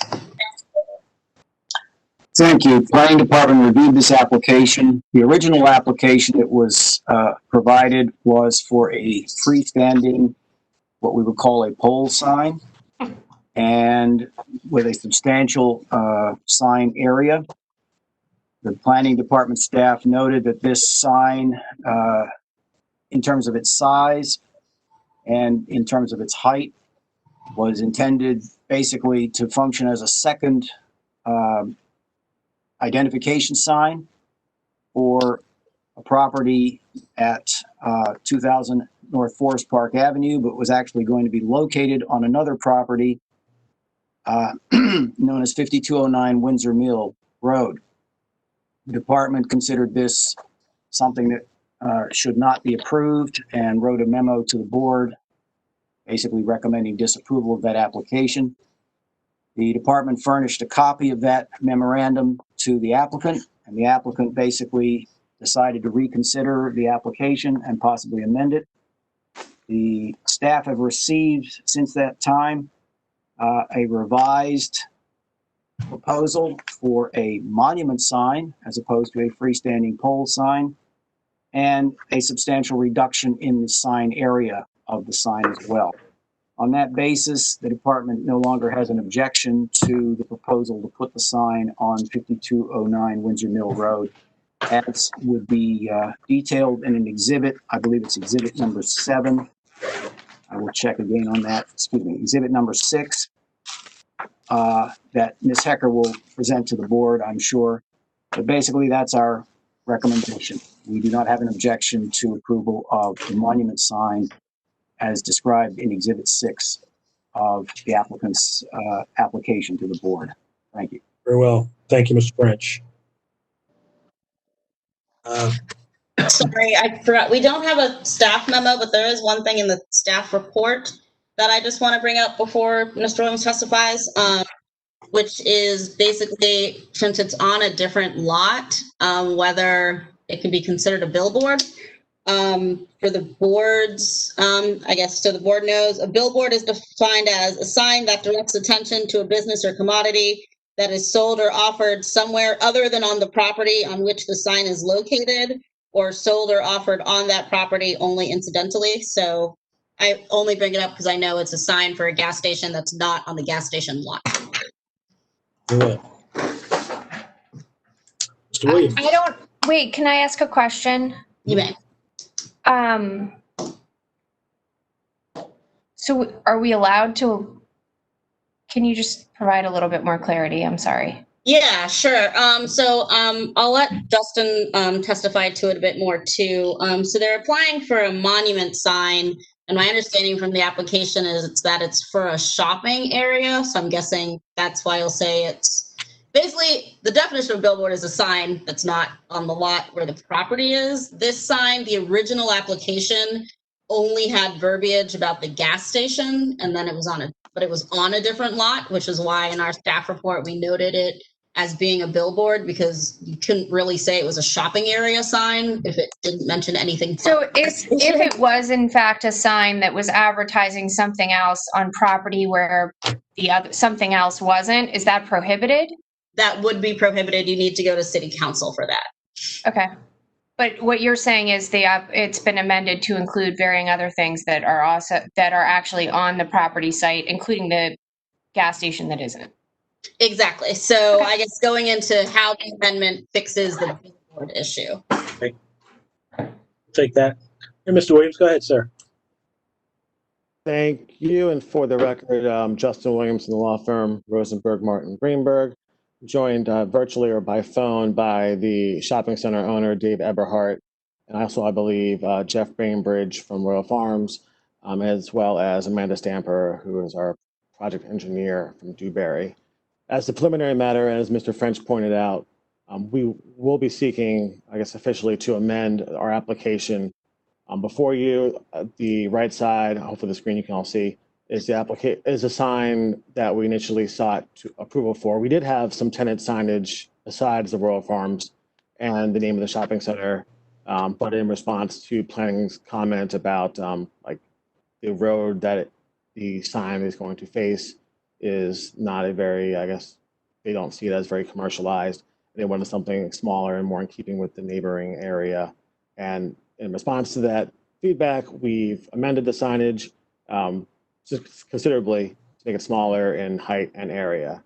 And so that's the plan on the left, and that's going to be one of the exhibits that I've submitted to Ms. Dew, and it's in the packet that either is virtually provided to you.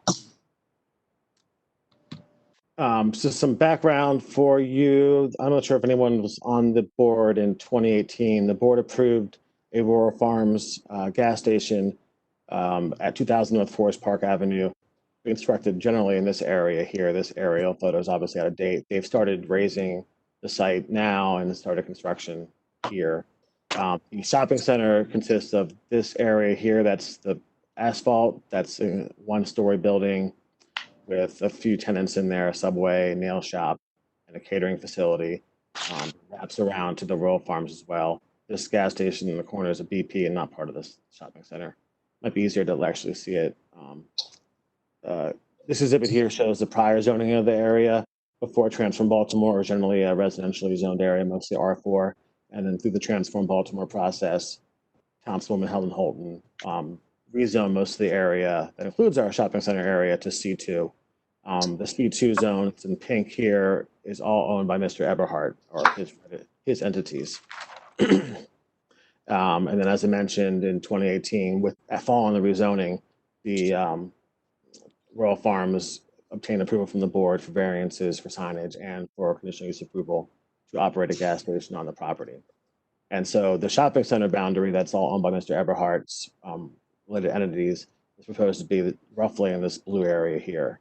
And the sign, which I'll show you another exhibit, is proposed to go along Windsor Mill Road in this vicinity here.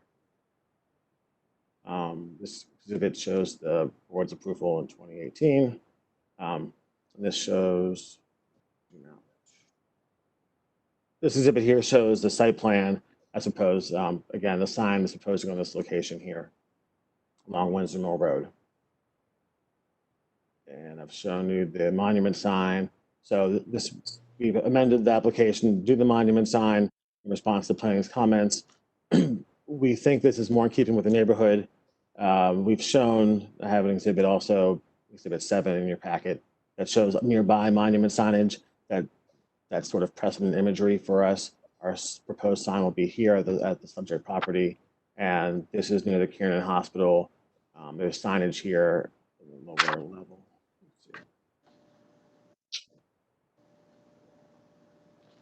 You can see the existing monument signs in the vicinity that are basically roughly the same size and an area as what we're proposing here. And so our sign is in keeping with that, we believe.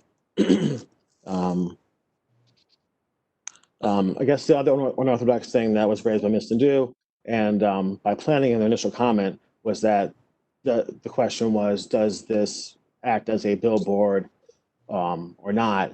Our argument is that a shopping center can exist across multiple parcels and multiple street rights of way. For example, the Alameda Marketplace has a street that runs through it and exists on multiple parcels, but they have freestanding signage that shows tenants in each of the parcels. And that's essentially what we're proposing here. Similarly, the Belvedere Square shopping center is bisected by Belvedere Avenue, but it still functions as one shopping center. And so that's basically what's proposed here, is that we're a shopping center that's bisected by Muth Avenue. But at the end of the day, because we're a shopping center, it's not a billboard. We're showing the name of the shopping center and tenants, and just one, the Rural Farm signage will be on a separate parcel, but it's part of the same shopping center. The variances are still required for the signage because it's slightly larger than the sign regulations would permit. I think personally that the sign regs are very restrictive in this area, and I think actually the city and planning is undertaking a process now to amend them to be more realistic. But right now, the monument sign regulations only permit a sign of, what is that, 50 square feet and 6 feet in height, which is, we note,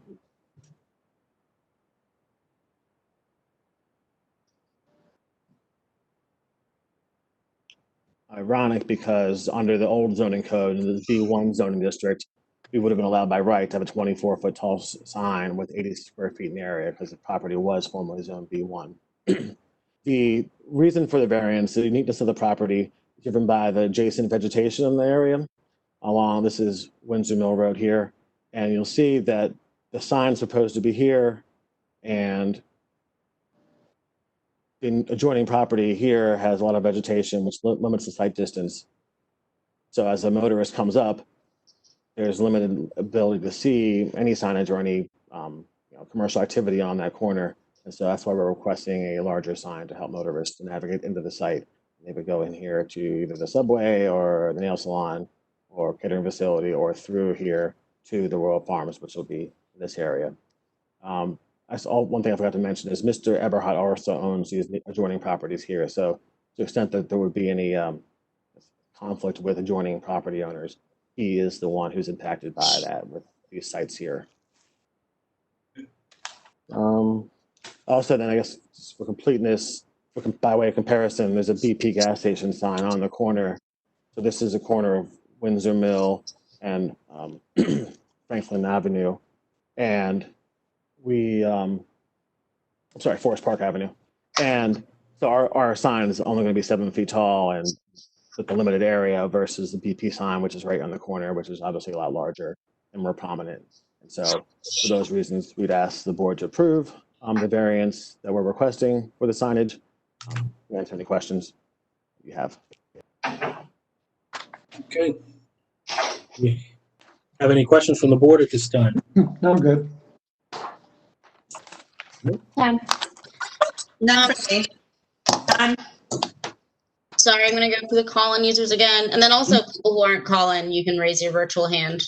I should remind people of that. All right, here we go.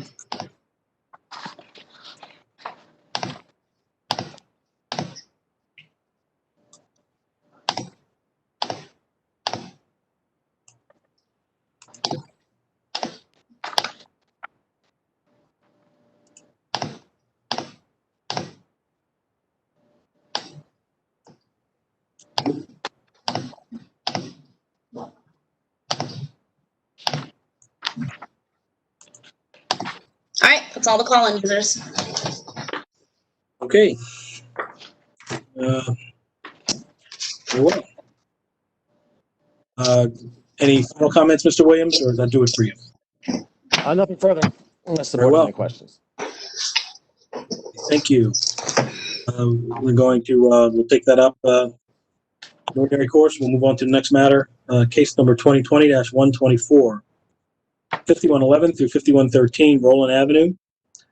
Again, Ms. Hecker and Company, to construct a one-story front addition and add outdoor dining to existing grocery store with alcoholic beverages, sales, and catering.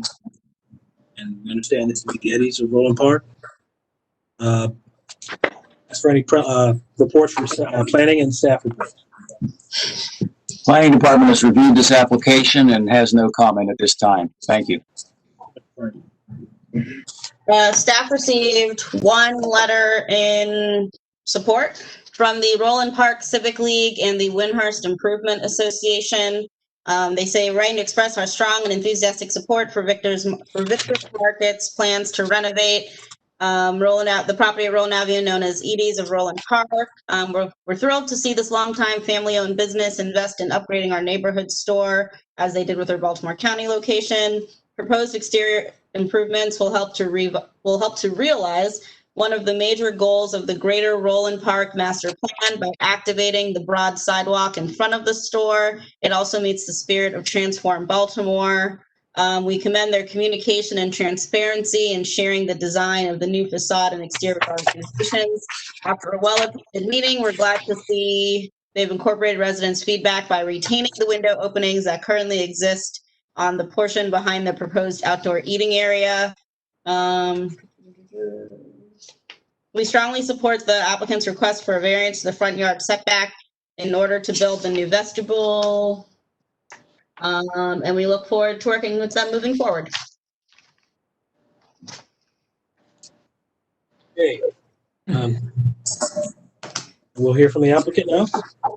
Thank you, Caroline Hecker, Rosenberg, Martin, Greenberg, on behalf of the applicant. I think we have some representatives from Ziegler Sneed on the phone, as well as I believe Michael Schaefer from Eddie's is on the phone as well.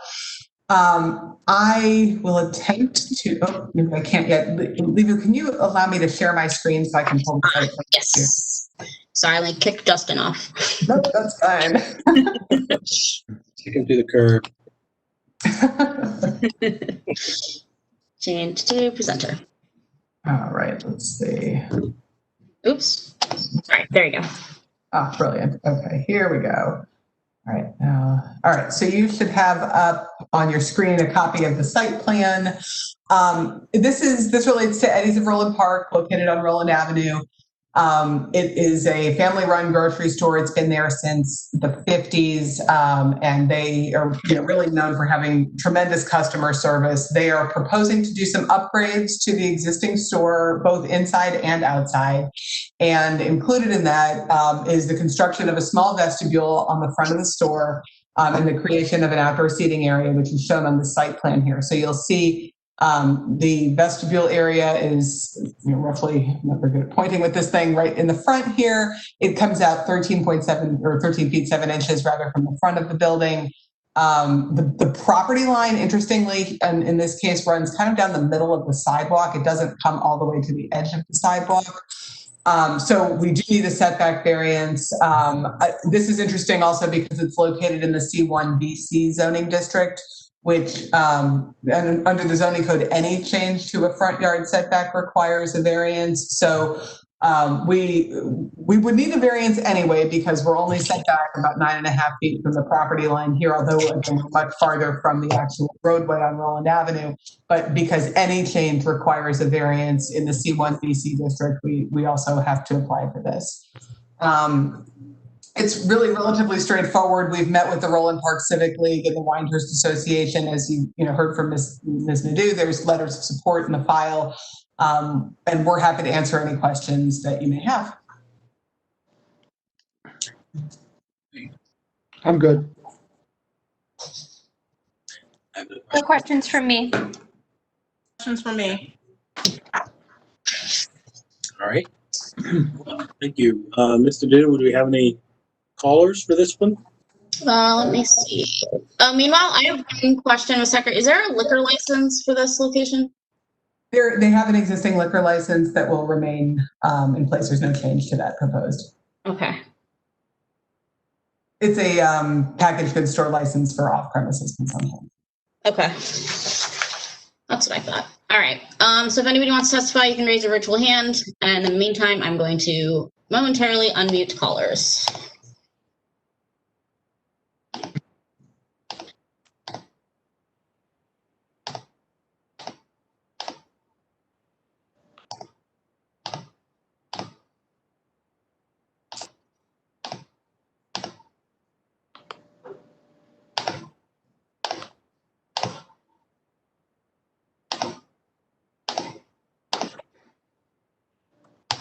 All right, that's all the callers. Okay.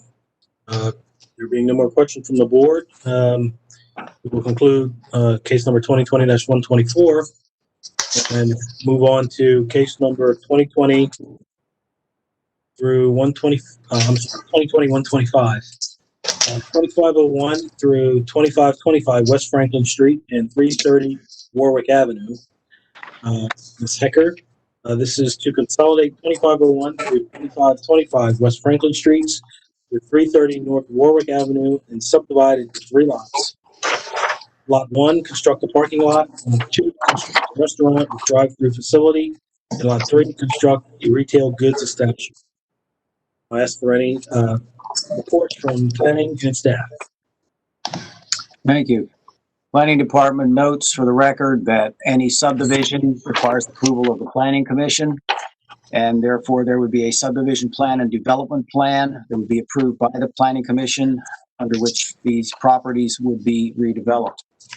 The key issue that the Planning Department believes is in front of the Zoning Board today is not that, but it is in fact the signage that is being requested for the restaurant that would be located on the property once it's subdivided.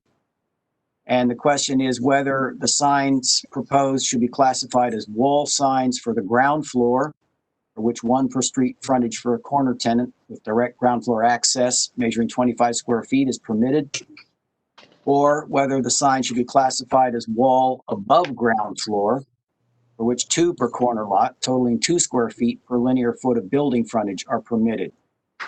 The particular building that is proposed for the restaurant and drive-through is, in the opinion of the planning department, a one-story building.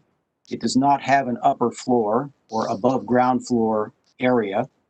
There is no proposed second level to this building, and there is no thing other than a mansard, which is going to be placed at the top of the wall for the one-story building, on which a number of the signs would actually be placed. The department therefore believes it would be appropriate for the board to determine that the wall signs proposed by the applicant must be considered as wall signs ground floor category, and that any variances that are approved should be based upon that particular determination. Likewise, the department recommends that approval, once given, be subject to the condition that all improvements completed in accordance with the subdivision and development plan approved by the Planning Commission. Thank you. Fresh.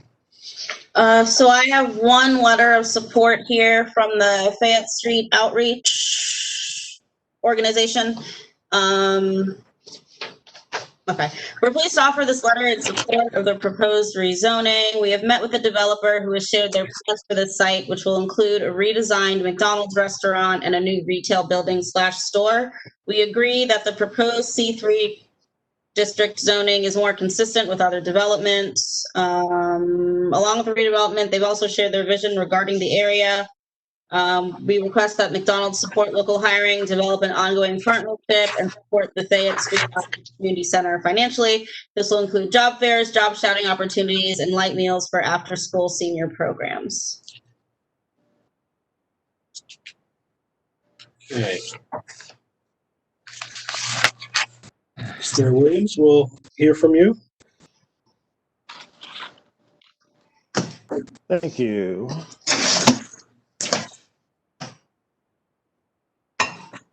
Okay, and for the record, Justin Williams from the law firm Rosenberg Martin Greenberg, online virtually, is the lead actor, Caroline Hecker here, and then other people with the development team, Joe Curto, John Eidberger with McDonald's, Sal Zarski, the project manager who designed the site plan, and then from the retail good establishment, Family Dollar, James Brock. The site area, actually, I'll use Google Earth if I can be. As it exists today, the property is at the corner of Franklin Street and Warwick Avenue, about, I guess, a block from the West Baltimore MART train station, which is in this corner here.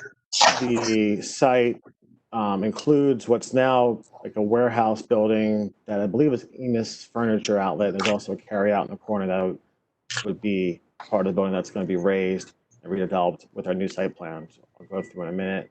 Right south of the property, this is the older aerial, is the 300 Warwick apartment building. I think it's like a $22 million LIHTC property project that has 80 units mixed income development. I believe it's mostly senior citizens, and that's part of the driving nature for the redevelopment of the McDonald's is that they're trying to rehab and refurbish the interior space to make it welcoming for people like the senior citizens in the vicinity who like to hang out there and spend a couple hours, hopefully post-COVID, definitely post-COVID, who would hang out there and have some coffee and enjoy themselves.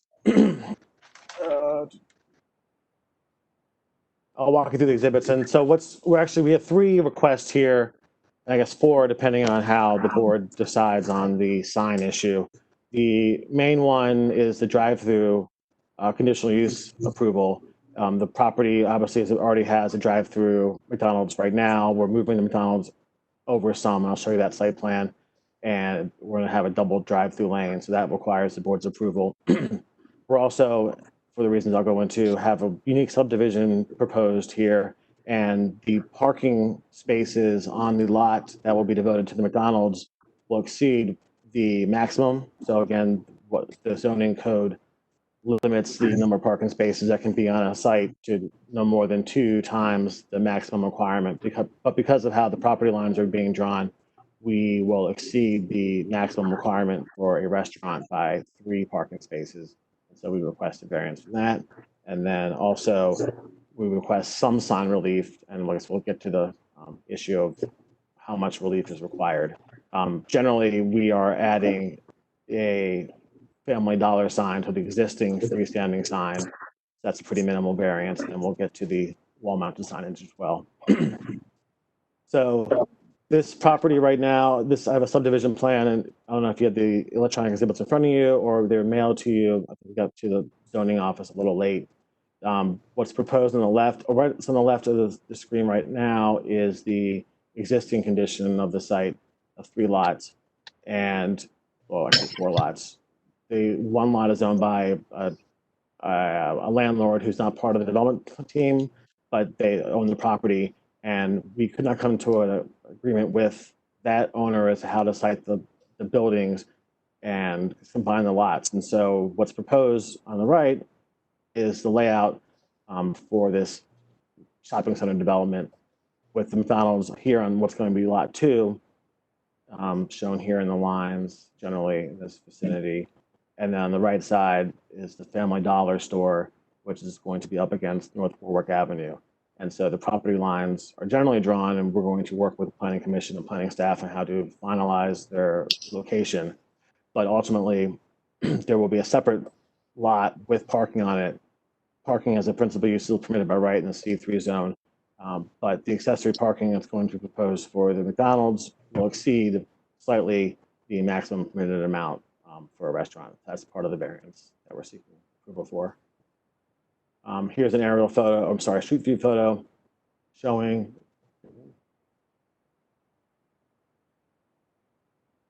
the existing condition of the intersection. Like I said, it's on Franklin Street at the corner of Warwick Avenue. The West Baltimore Mark train station is to the left of off the page.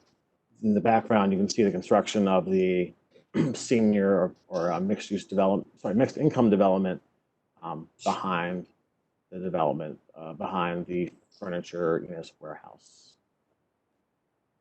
It's just showing, oh, actually, no. Later in time, you see that the project has already been completed, at least siding, exterior finishing has already been applied to that building. And so what's proposed as part of this development approval from the board is that this building would be raised in front, and then the property lines would be adjusted to accommodate a Family Dollar, which would be generally in this vicinity here.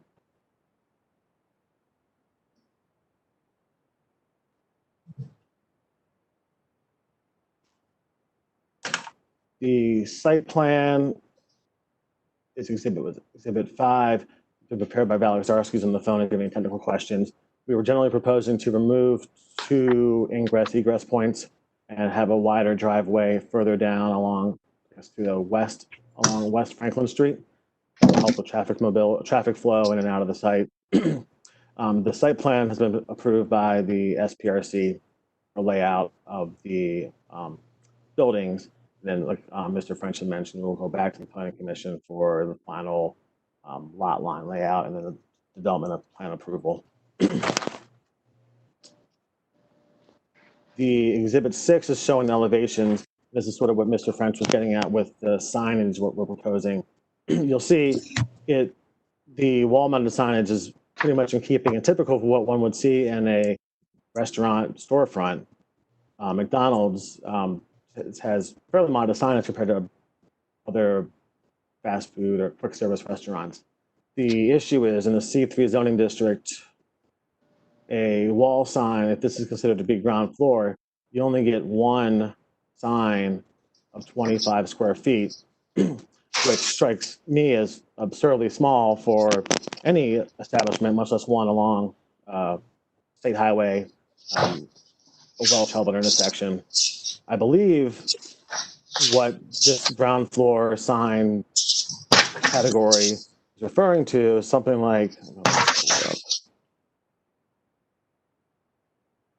this ground level signage that you see. This is an example of Burger King. and on Eastern Avenue at the edge of Fells Point and Canton, where ground signage makes sense because it should be smaller. At 25 square feet makes sense for something that would be visible to pedestrians. But for what we're proposing here, you need some larger signage to catch motorists and people passing by, which would be above the ground floor. We're above it. So that's generally what our point is. And if this is considered to be above ground floor signage, then it's by right, and you wouldn't need to grant any signage relief for it. It just is normal signage that can be approved by right.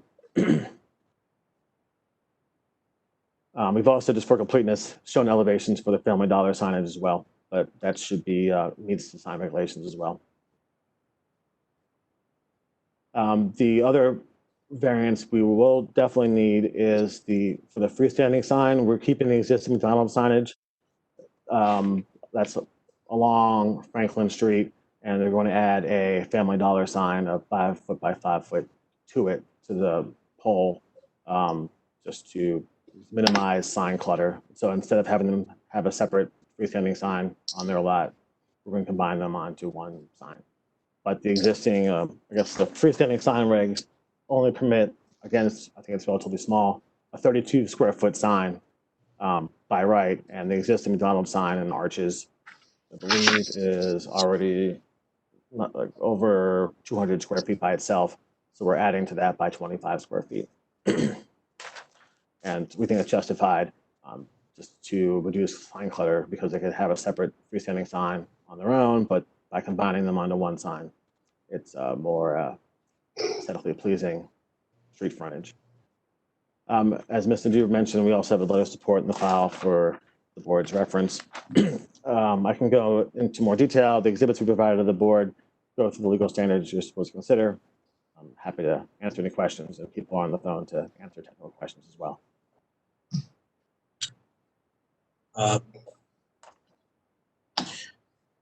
I don't, Mr. Williams, field, I don't see the picture that you had previously of the rendering. Yeah, I guess this, the portion that's in black and that says McDonald's above that portion which protrudes out, I guess. I don't know I can't really see what why that is, above that portion that sticks out. But what, just a peculiar question, if it were twice the size on the top where that McDonald's is, the black portion, if it was twice as high, but it still was only one floor, it just had a very, very high ceiling, would that still be a wall? Would that?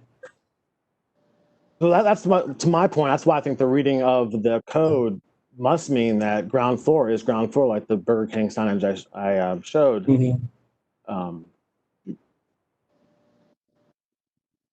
It just makes more sense, because otherwise we get into sort of silly design types where you could have a large one-floor building with one story, but could have an extra floor. Or could have a sort of a fake floor or some active use on top to make it 2 stories, but that sort of would defeat the purpose, which is sort of be a general design and doing something aesthetically pleasing to passersby. And so that's why we think this should be above ground floor. It makes more sense this way, that otherwise you'd only have one sign for the entire store, when every store you come across, any restaurant especially, will have signs on multiple sides, because you're catching motorists in different directions and helping people identify the brand. So with only one sign at ground floor, that makes sense that if it's for pedestrians who are walking by the door, but here it seems to me that it should be an above ground floor sign, treated that way.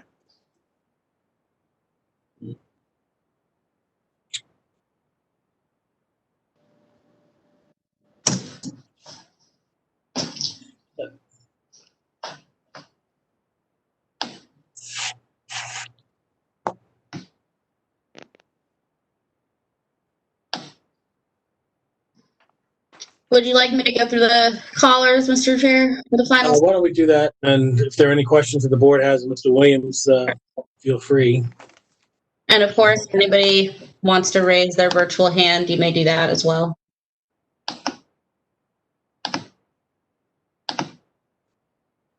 Well, let me ask Mr. French, while we have this rendering up, I guess the same question. It is my understanding from the code, it doesn't really matter how tall the ceiling is. One floor is one floor. If you can only walk on a one floor, then it's a one story effectively, and it needs to be ground floor sign. Is that basically what the code says? Basically, we realize that the table provided in Title 17 isn't explicit about this point, Sure. but the intent of the sign code was that if there was a two-story or multi-story building, that each of the occupants of the building, the ground floor occupant and the occupant above the ground floor, would have an opportunity to have their own signage. Right. And that was the intent. And basically what's happening here is a single occupant is attempting to create, perhaps by careful construction technique, the impression that there is in fact an upper floor, but there is no upper floor level occupied and used separately. And therefore, this is not consistent with the intent of the sign code within the zoning code.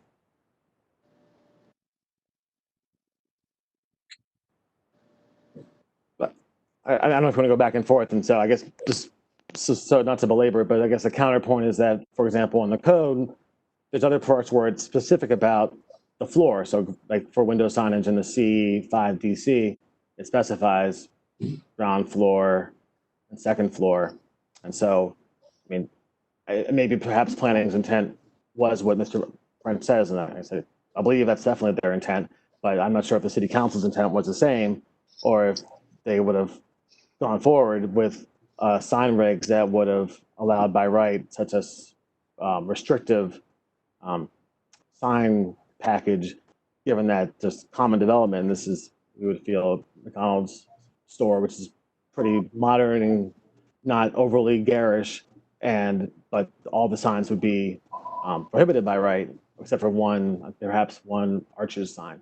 So that just strikes us as restrictive, and so I think the board should read it how we're advocating, is that this is above ground floor, but it's literally above the ground floor. Our concern basically would be that this decision or determination by the board is going to set a precedent for all commercial signage in Baltimore City, where someone is seeking to have wall signs approved that are requiring some type of variance. And the amount of variance involved here, in a sense, is either based upon ground floor and not including above ground floor signage as the base from which you start the calculation of the variance. Or if you were to interpret this as above ground floor signage, then basically the applicant is getting two groups of wall signs at one time. He's getting ground floor signs and he's getting above ground floor signs lumped together in a single package. And the planning department does not consider that consistent with the original intent of the sign code.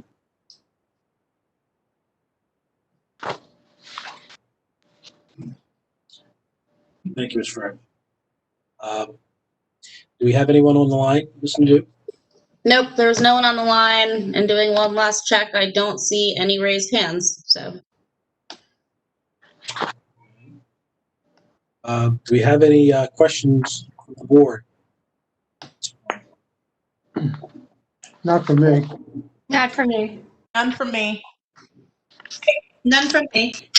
All right. Mr. Williams, I appreciate your counterpoint to Mr. French. Is there anything else you'd like to add?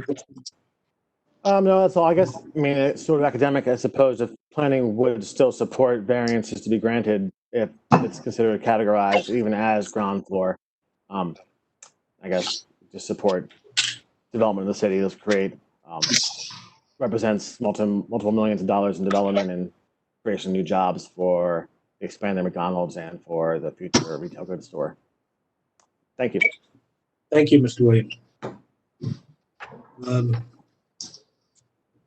That concludes our regular docket for today. Okay. Hold on. Let me.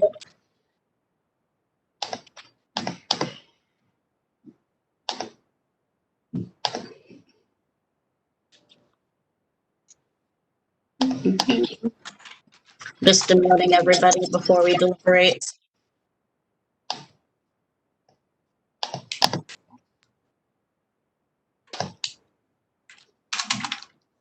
As well as, okay.